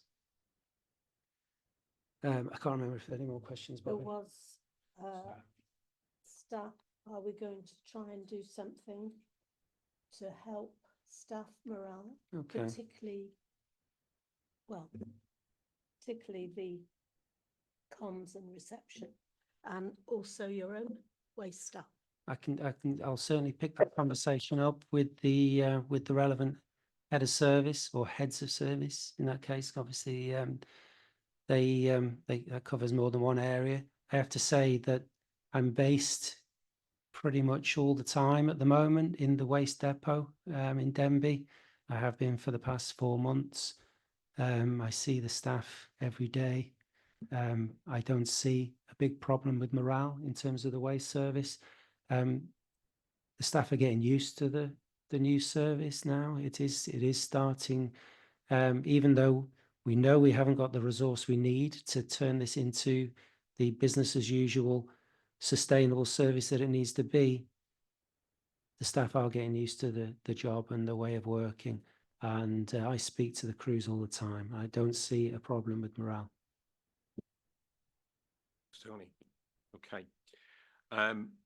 Graham, do you want to? Yeah, just a couple of things. Thanks, Lee. I haven't said much today, but obviously Tony and Elizabeth have answered most of the questions. What I would say from what I've heard today, it has been a test for us all. I think that's absolutely right. We understand that. I mean, the lead member said it didn't go as well as clearly it was planned to roll out, and that has resulted in a test for us all. Members, local members, cabinet, senior officers, myself, Tony, staff in the call centre, staff in the depot, the guys on the front, all the staff on the front line. It's definitely been a test for us all. More importantly, of course, it's been a test for the residents. We understand that, and we've worked really hard to try and get it right. And in that, we've had lots of questions. And I know, Bobby, you said that there's been some defensiveness around that, and we apologise from an officer perspective. We want to try and be open and honest, which is why, again, we're here today to try and explain what the situation is, try to explain what the extra budget is required to put right some of the assumptions that were wrong. Members themselves will, of course, lead on that, on the scrutiny of why those things went wrong, and the public will be involved in that. I've heard the lead member and the leader say they welcome that scrutiny, as do I, because we're a learning authority. We will learn from those mistakes and we'll learn from those errors, not just in the waste team, but of course in terms of project management more broadly. So it has been a test, and we wouldn't want to be seen to be defensive. I suppose sometimes that's just human nature, because it's been very testful. We've all been under stress and pressures, as have the members as well. And I absolutely understand, and I've seen some of those stresses as well. Sometimes, of course, we've not been able to give you the answers that you want. The question is, when will it be right? What day will it be right? And I think Tony's given a good answer for that. He said it will be a matter of weeks, but it really is difficult to say it will be a set date, because by giving it a set date, of course, you're setting yourself up to fail if you're a day or two after that, and there's a lot of moving parts here. And so again, we apologise that sometimes we've not been able to give you the answers that you're looking for from a member perspective. Similarly, I know there's been concerns about the AHP and the rollout of that. Now, that's been difficult for us because of limited resources. Of course, we'd want to roll that out quicker, but there have been limited resources, and we've had to try and focus on getting on top of the things that we've had to get on top of over the last couple of months. And I think that we have done. So I know it's been a difficult time for us. It's not something any of us wanted. I know it's been a difficult time for the residents, which is the most important thing here, but for members. And officers have worked hard to try and get on top of this. But that has created tensions, and we understand that. But we're not here to be defensive. We're here to try and answer those questions. But sometimes there aren't answers to some of those questions, and but we've tried our best to explain the context within that. You've touched on staff. Of course, it's an important fact. It's one of our 5 principles. Of course, we want to support staff. That's staff at all levels, because there has been stress for staff in some of this. The call centre, in the depot, and we've got to make sure we provide the appropriate support for staff. But of course, they're not the only services that are under pressure. A lot of our services are under pressure. Social services are under pressure. Budget overspend of over £8 million in social services. We've had to put £8 million into adult social services this year. An extra £2 million of adult in children's services. That's an extra £10 million of budget that's gone into social services. That's because of the increase in the demand and the increase in the complexity, and those staff are under pressure as well. So of course we want to support those staff to make sure that they can provide the right services, because there are a number of services under pressure in the authority. The last thing I'd say, returning back to this service, the waste service, and I turn to paragraph 419 in the report, and I'm going to read it out because I think it's important, because a lot of what the issues today have gone beyond the brief of the report, and I absolutely understand why that is. So it's not a criticism, absolutely understand why. This is a complex service area with a number of financial risks. Costs and income will vary from year to year, dependent on market forces and other variables. We therefore need to continue to monitor the budget and ensure the service is running efficiently.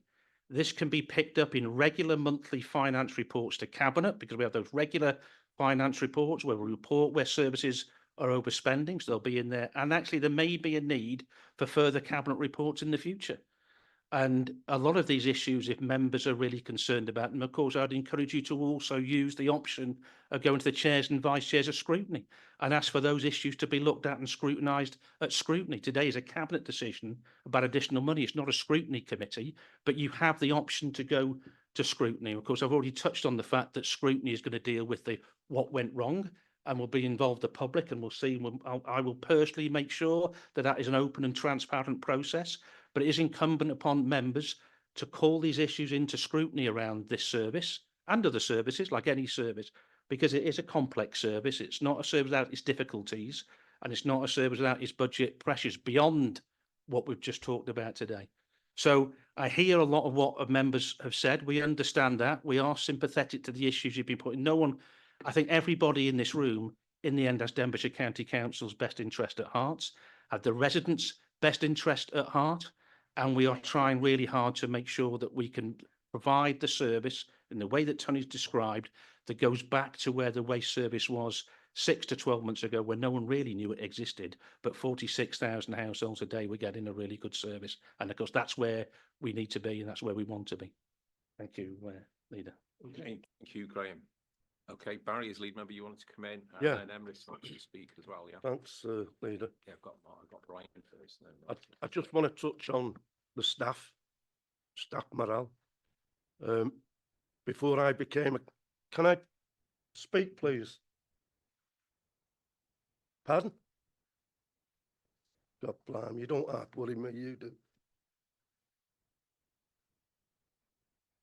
As an ex-general manager for Arriva, working out of Rill, Llandudno, Bangor, Chester, Aberystwyth, I know what it's like to manage staff. And I call into the waste depot as many times as I can. I've been there this morning. And yes, there was morale problems with staff in the early days. They were getting it in the neck. Never mind me getting in the neck after it. I was more worried about the staff. And a lot of that had to, was down to having agency staff there. You're bound to have that conflict with agency staff. But now, I mean, I've been there this morning. There's such a change in that depot. The problems that was mentioned, some of the routes were wrong. I'll mention Prestatyn on a Tuesday and a Thursday. Very long routes. They wasn't getting finished. Those are two routes that are really going to be looked at. There's also routes during the week, because they're not all the same every day. During the week, there were smaller routes. And we're seeing now staff picking the phones up when they've got their routes finished, knowing that there's lads on bigger routes and asking, do they want help? And that's what's happening. When they're finishing, they're going over and they're helping them. Now, this change, by sorting those long routes out, that won't have to happen.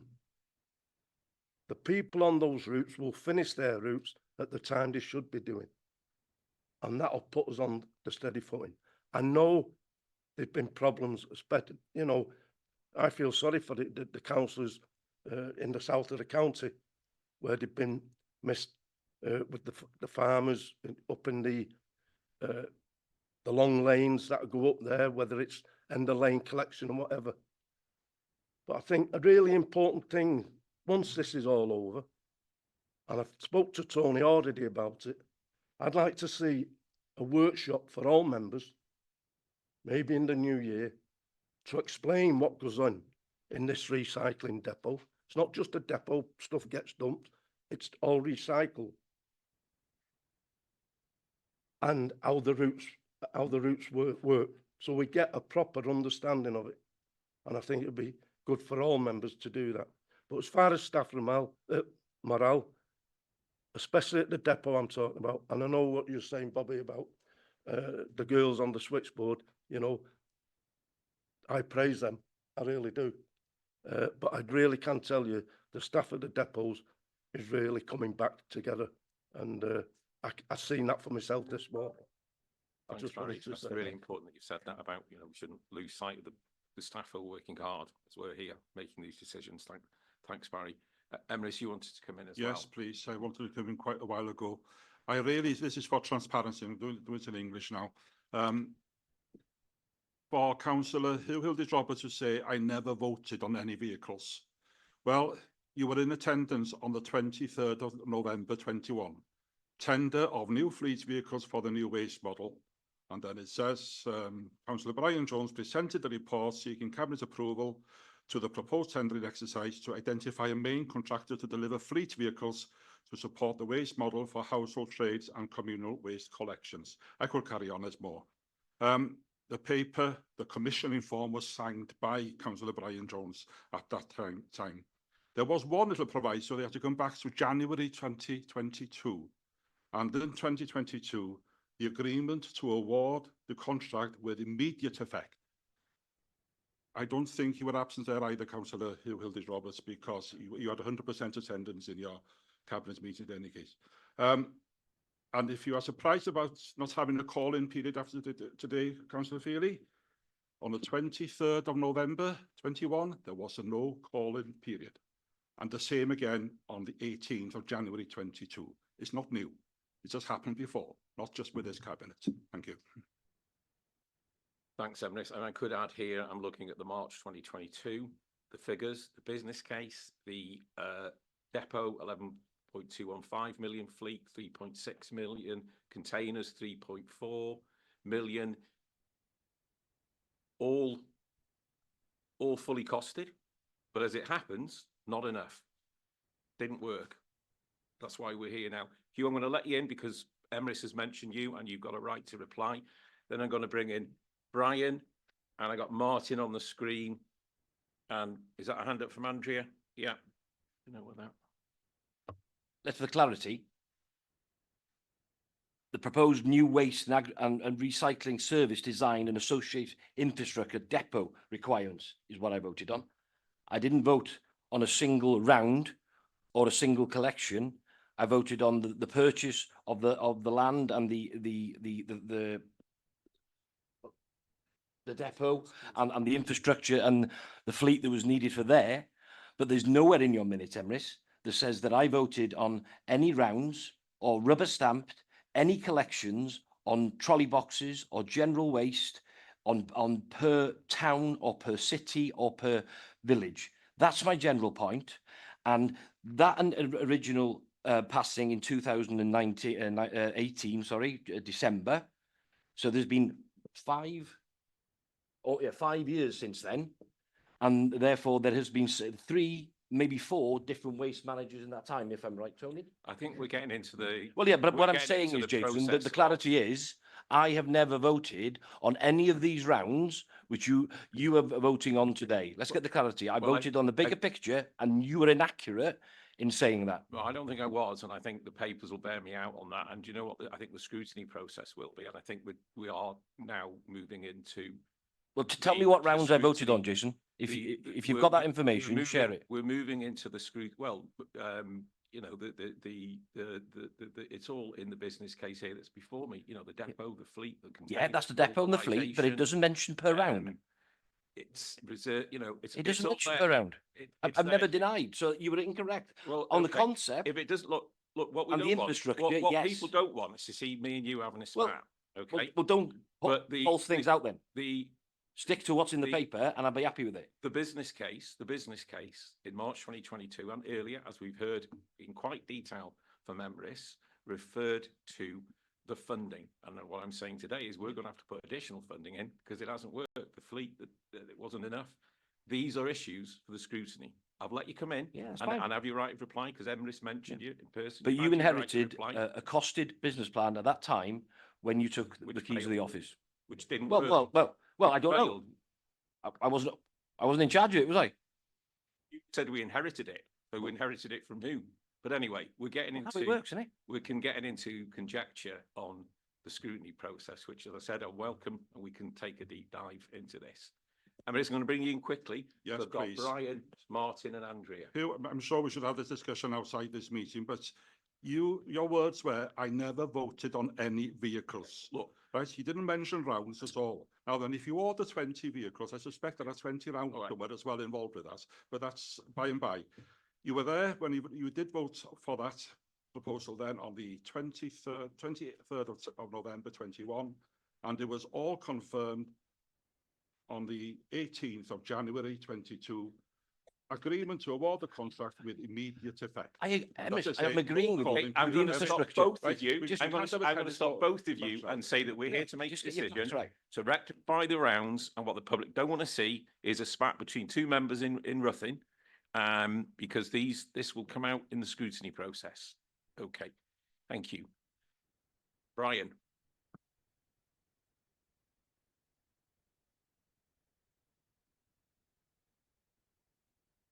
Well, just for clarity, the chief executive said about scrutiny. This is all going to go to scrutiny. Will the scrutiny committee be able to make a recommendation back to cabinet? Are we talking about the 24th of October scrutiny? The 24th of October. Yeah, absolutely. Scrutiny committees can make recommendations to cabinet. And if scrutiny committees make formal recommendations to cabinet, cabinet is obliged to consider those recommendations. So any recommendations that cabinet made would be reported back to cabinet. Good. Okay. And next one up then is these new routes. Are you planning to speak to the local members who they might affect? Because perhaps the local member might have some information or might be able to see a flaw. That's the right word. So would you consider going to the local members who will be affected by the new rerouting? Okay, thanks, Brian. We have discussed this in the team and we've considered it. We were debating what information we would give to the members to be able to have that discussion, and it would be obviously all members would have to provide, and what it would really come down to would be providing all members with the detail of all the streets and all the properties that are on a particular round. Now, we're more than happy to provide that information to members if members would find that useful, and if it would enable members to provide us with some feedback on that or some thoughts, we're more than happy to do it. It's quite a big and detailed task, but if that's something that members would like us to do, then I'm sure we could facilitate it. Right, my thinking is keeping it simple. If a local member obviously knows or she knows his ward, we don't want to be creating time wasted with officers, but if there's just a high level look-see, the round's changing. It was 400 collections a day. Now it's going to be 250 collections a day. They might, I'm not saying they will, they might have some input to maybe pick up a potential blip that could help, but I've raised it and I've been asked by members of the public I'll about just that. come in, Tony, before I think there's a good, it's a good suggestion. So if we can do that, obviously it's resources and whatever. The only caveat, I guess, is that not all the rounds are within wards, so it becomes more complicated because some rounds will go through multiple wards. So you'll have a round that might have a certain number of houses in one ward, certain number of houses in another ward, and a certain number is another ward. So it'll be quite difficult to have that overview. But I still think it's a good suggestion. It was something I'll talk to Tony about, and if we can think about in what way we can present that information, so we can help members and members can help us. Yeah, because the old general rule of thumb is if you're actuating change, do it from here up as opposed to from the top down. Okay, then we'll have a think about that and see where we might go with it. The 10.1 on the report, again, talking about the new routes, I wanted to ask a question. So RAP has been mentioned. So I'm not going to use that word. RAP have had an input into the new routes. And my question is, who else has had an input into these new routes? And was the consensus of opinion on these new routes, was it unanimous, or is there different points of view? And I'll put my hands up. It's a bit of a mischievous question because I've spoken to people. So without putting you on the spot, Tony, these new routes, is it unanimous from your side of the fence, staff, RAP, the workforce, or is there division on these new routes that, might still cause us a problem? Okay, thank you, Brian. There's no division in the ranks or in the team in relation to the proposal. Everybody's comfortable and on board with what's being proposed in terms of the new rounds. Yes, RAP have been heavily involved in the process, but as I said earlier, it has to be owned by the service. So the most important thing is that the service itself is comfortable with the proposal that's been put forward, because it's the service that's going to have to continue to operate these rounds, and this service, after RAP have moved on to help another authority with another issue. So yes, they've definitely been heavily involved, but it's the service that needs to own it and be comfortable that this is the right thing. Okay, well, I asked the question most sincerely because I don't want to see you in a position in 3 months' time where there's problems again, and I'm sincere with that, and I sincerely hope you've got it right, and that it does solve most of the issues. We know collections will be missed because they were on the previous system. So thanks for that response on that. And then my final point, having spent the last 3 weeks knocking on doors, the waste is on a lot of people's lists. You've congratulated Councillor Will Price coming to the chamber this morning, or this afternoon, sorry, and he doesn't understand what it's all about and how we've ended up where we are, because he's come from the residents' side of things, and there is that out there that you can't explain to residents why this has happened, and it just doesn't hold any water. We've all suffered reputational damage, whether you're on the back benches or you're sitting here as cabinet, and that's difficult to see how we can get up with that. People disillusioned and can't see an answer. So, not as a criticism, it would have been, I think, a relevant point in this paper today if there had been an indication when this will be affected, if all this extra spend is going to go through. Because in the private sector, Barry's mentioned about his days with Arriva. When I spent 9-10 years as a managing director supplying the motor industry, we had problems. Monies were involved, putting the problems right, but you always had to give. And when will we see a return on the money, the investment? When will you put it right, Mr. Brian Jones, Managing Director? So, okay, thank you. Good, all valid points, Brian. Wouldn't disagree with what you've said, and I'm sure Will, with you as his group leader, will be on a steep learning curve, and you'll show him the ropes very quickly, I'm sure. I don't know if there's any issues from what Brian has suggested. I mean, look, the date, we've said at length, we're not going to say a specific date. Graham's addressed that, I've addressed it. It's a valid point. Tony, do you want to come in? I think it's probably covered in with previous answers, Jason, and obviously we will pick up that issue, as Graham has said, around providing some information to members around the rounds, see what we can do. As Graham has highlighted, it's complex, but we can do something, I'm sure. Happy to pick that up. Okay, because again, Mr. and Mrs. Resident, they're not into, we all know this, they're not really interested in the technicalities. They want to know, will the waste be collected? And so the obvious question is, well, if this is going through today, when will it be right? Back in July, we said 3 cycles, and this will be licked and in place. All right, that hasn't happened, but we're at another junction here now. So, you're absolutely right, Brian. And I think, in fairness, Tony asked the question, I think, from Emrys earlier, that what they'll see is their bins collected on a proper regular footing, regular basis, as it should be. That's what we'll see. The public will see. Okay, good points there. Thanks, Brian. Okay, I've got Martin, who's been waiting patiently with his hand up on the screen, and then Andrea. Okay, thank you, Leader. So I just wanted to clarify something. We've talked a lot about the assumptions made before and the assumptions we're going to make on these new rounds.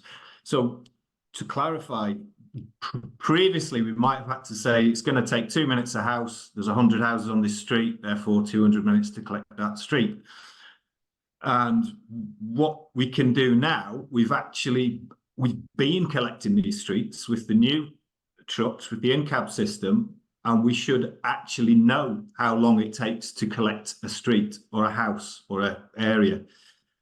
We should also know much more information, hopefully, about how much waste we are collecting from those streets. So whereas before it was quite a sort of generalized average assumption, now it's actually it's based on actual data. So I'm hoping, I don't want to say assuming, I'm hoping that the estimates are going to be much more accurate because it's based on actual data. Will we be able to tell at the end of day one on a new round? We should know instantly how close we were to getting that round correctly. And we should be able to report on this quite easily, I assume. Tony, your guys should know at the end of day one or at the end of week one, hopefully, you should be able to look at these new rounds and know and be able to report back to members, yeah, this is working. Our assumptions were correct. So that's my first question really. Have I got that correct? That we're basing these on actual data, not assumptions, and can we report back to members quickly and should know straight away? And the other thing I wanted to ask, obviously we've had a big hit on reputation to this council rolling this system out. I've scanned through the risk register, the corporate risk register, and I can't see anything that covers this. I don't think it should be actually mentioned specifically on the risk register, but I don't see a risk that covers, how would you word it, not making incorrect assumptions on a project plan. Should we have something in there on the risk register that ensures for further service change project rollouts that we can better stress test any assumptions that the business case has been based on? Thank you. Okay, thank you, Councillor Hogg. Yeah, I think you've articulated probably what I was trying to say earlier, but in a much better way. When I was saying that we've been able to learn from the experience of the first 4 months. Yeah, you're right. You know, we're working on the evidence and the data of what's actually happened. So, whereas the original model was based on those assumptions and it was more theoretical, we've now seen exactly what happens and how long it does take each of the rounds, because you know it obviously varies street to street, area to area. You know, it's not the same across the whole county. So we've been looking at what's actually been happening on each of the rounds on every day. So that's why we've got a lot more confidence that this model is going to work, because it's based on real life experience, evidence and data and what's been happening. So I agree with you. Yes, you're also right. We should know at the end of week one, we'll have had a full day of each day of the week. So we'll have done Monday to Friday. We'll have a really good idea of how well that's worked after week one. So, and I know everybody will be, once we've put a date on that implementation, everyone will be looking really closely at how we get on day one and on week one. So yes, I fully intend that we will be providing updates to members at the end of each day on that first week to see how it's going. And we're very confident that week one will look nothing like week one of the rollout on the 3rd of June, because it was really clear that week that things were not working well. So we will do that. Do you want to, Graham, do you want to come in on the risk register? We'll pick up on the point of risk. I'll ask Gary to come in, but you're right, Martin. Obviously, we do a project, so the project has a risk register onto an individual project. So any project that we do follows the council's methodology for projects. So there'll be a project risk register there. Services have risk registers, so this will have been in a service risk register as well. And we do have the corporate risk register, and the corporate risk register is probably quite generic in some ways, and we'll talk about services, ask Gary to come in. But there may be a point of extra learning around assessments, etc., when rolling out big projects or transformational projects. And we, as I've said before, we're a learning authority. We've got some transformational projects in front of us that we would like to talk to members about, not just cabinet or members, as part of the budget process. So there'll be risks in there, and perhaps it needs to evolve something in our corporate risk register. But Gary, I don't know if you've got anything to add to that, please. No, not much, but just a little bit. In terms of every project's got its risk register, every service has a risk register, and we have the corporate risk register. The corporate risk register is currently going through its sort of 6-monthly review, and there'll be a report going to Governance and Audit Committee and to Performance Scrutiny Committee in November, or it's certainly going to Governance and Audit Committee in November, and it'll be going through that cycle. And clearly, when we do the review at this point, then we do need to learn the lessons that we've learned so far from this project. Clearly, the scrutiny review will provide a more detailed set of learnings for us, but we can look at whether or not we need to be more specific in the corporate risk register about this type of event, and accept what Martin says. It's not specifically about this service, but it is about the risk to major projects not achieving what they're supposed to achieve. And we'll certainly take a look at that in the current review.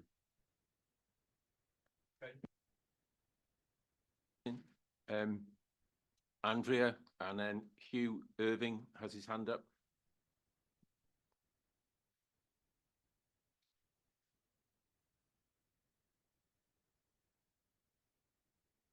Thank you, Chair. Just bringing it back to the paper and what the recommendations are and what the Cabinet members have been asked to vote on today.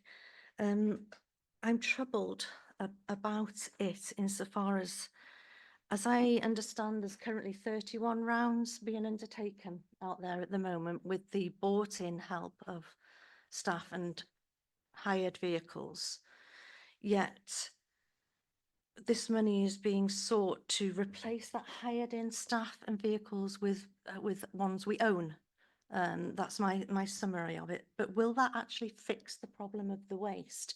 I understand it'll fix the problem of the money and the people and the vehicles, but will it fix the waste? With 31 rounds we've got going on at the moment, it's not working.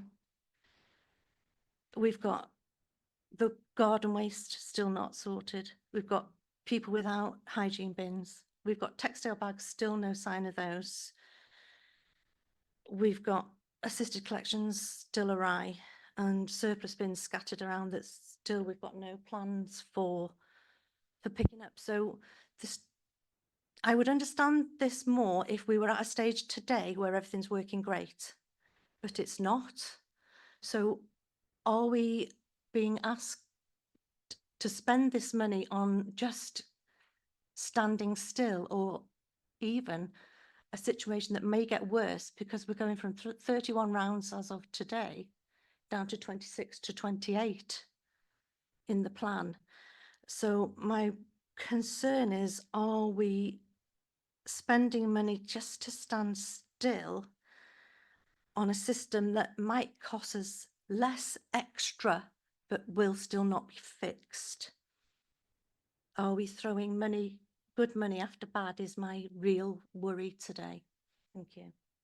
Okay, thanks, Andrea. So, I mean, we've gone into detail on the plan to get this sustainable, and there's no real options. We can't go back to the old bins, and we need to put this money in to make the new system work.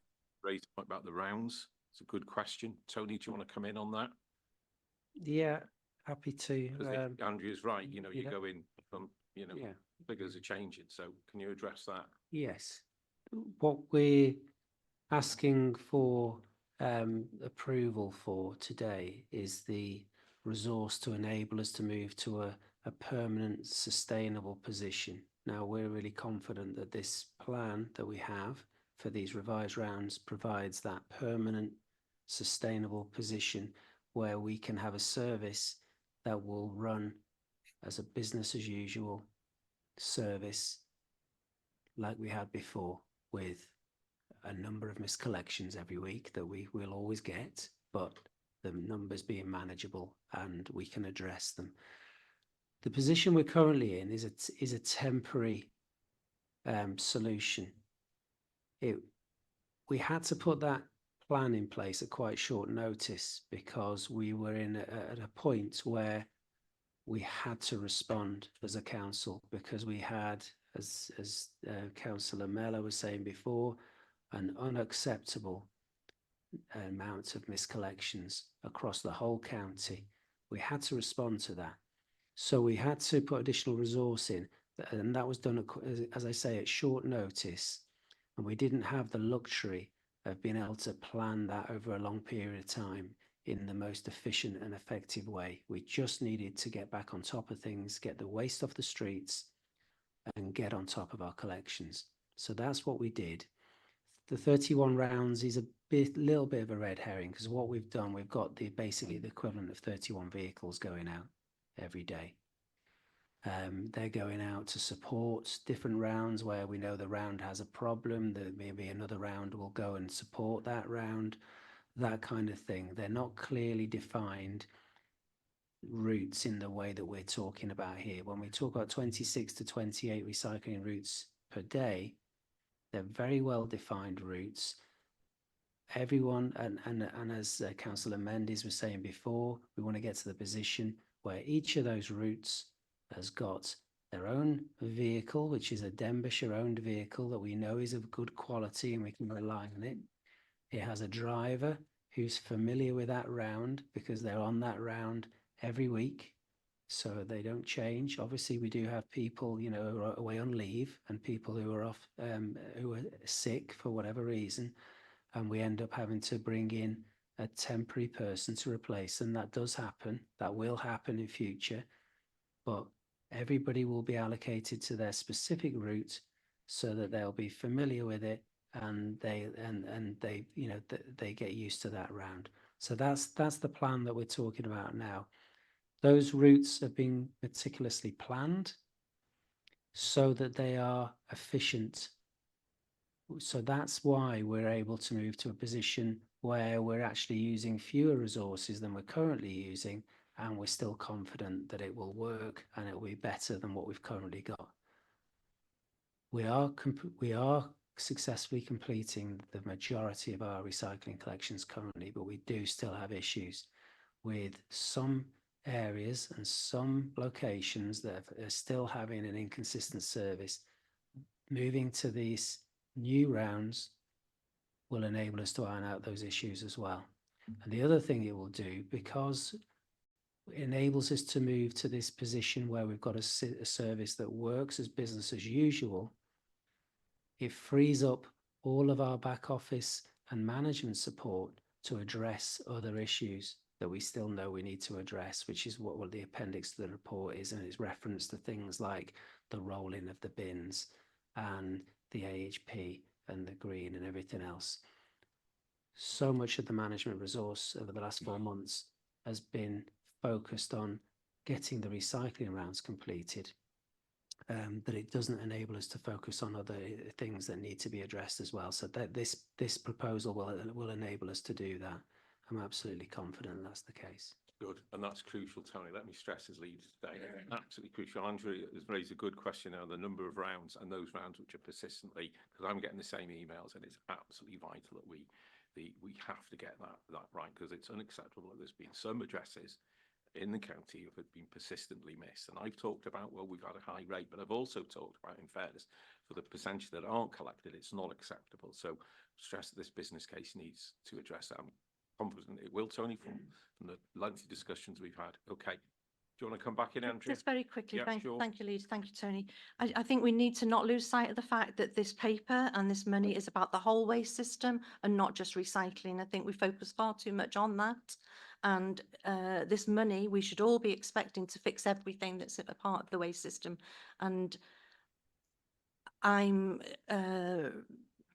find it difficult to believe from this paper that it will, I'm afraid. Thank you. I know, I mean, sorry, I was just going to say, Julie, as lead member for Equality, she did raise some important points like that yourself about the AHP bins, and you know, Julie, I know, has been really challenging and putting the pressure on the department on that. Tony, I'll bring you in.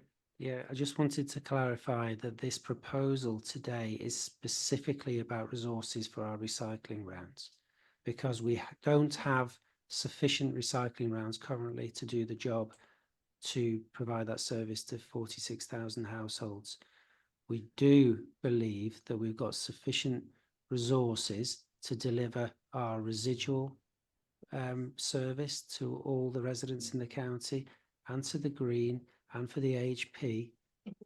We know that we don't have enough resource to deliver the recycling rounds. That's why this proposal is specifically about asking for additional resources to address the issues with the recycling rounds, because we need additional resource for that to address the issues. Except that that's what the paper's about, but there's a bigger picture. And we need to be conscious of that. Okay. Can I just add to that? So I'll go back to paragraph 419 in the report around the complex service.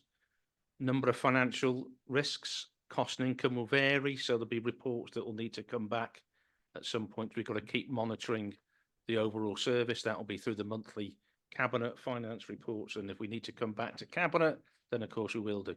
But it is a complex service, and there are other issues that we need to be able to monitor and watch in terms of that wider budget. Thank you.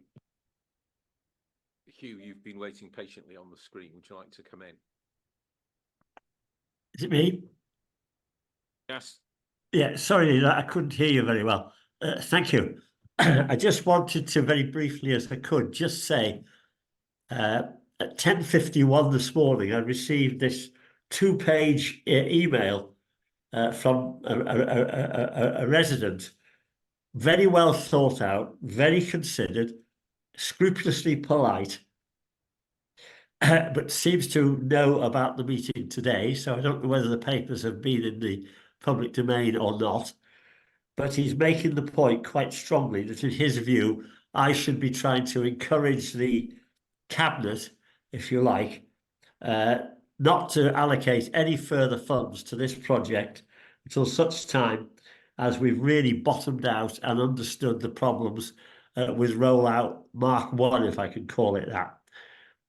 Now, I can't agree to that, but I just have to say that what we have done today, or what you've done today, you're going to redesign the rounds, you're going to acquire more vehicles and employ more operatives. If that works, fine. It's still costing us a lot more than it was anticipated, but if it doesn't work, as Andrea has just said, I'm concerned that we are pouring more money down a black hole. And that's something that isn't going to be acceptable to the general public, the residents, the members, or everybody concerned. So I just hope that that this, in fact, does work. And we don't have to be sitting here again in this rather painful meeting today. In fact, the positive, shall we say, the examination of what's gone wrong in the past is a matter for scrutiny. We'll look forward to getting it in front of the relevant scrutiny committee. But, you know, it has just got to work. So I just hope that this is actually a well-calculated assumption, not a well-calculated plan, and not a wild assumption, that it's something that's built on fact and not a triumph of hope over reality. And I just hope that that is actually the case, because like every other member, I am tired. I'm tired of being battered, if you like, by members of the public, by in person, on the telephone, by email. And it really doesn't, the whole reputation of Denbighshire, as Brian has just said, is really very, very much damaged. So I just hope that you've got all your calculations correct this time round. Thanks, Hugh. Just to clarify, Hugh, just on your opening remarks, this is a cabinet meeting to make this decision, which we felt needed to be made today, not at the meeting at the end of the month. And so as a cabinet meeting, it's in the public domain. Papers are in the public domain. So fair play to the resident who's contacted you, whoever he or she may be, has had a look at the papers and come to a view, and that's absolutely fair enough. I don't think it's the right view, because if we don't put funding in to put this on a sustainable basis, as we've for the last 2.5 hours, we've heard the consequences of not doing it and the costs of continuing on the basis we are, and that, I think that really addresses your wider point as well. So, yep, thanks for that, Hugh, and thanks for that, raising those points. Thanks.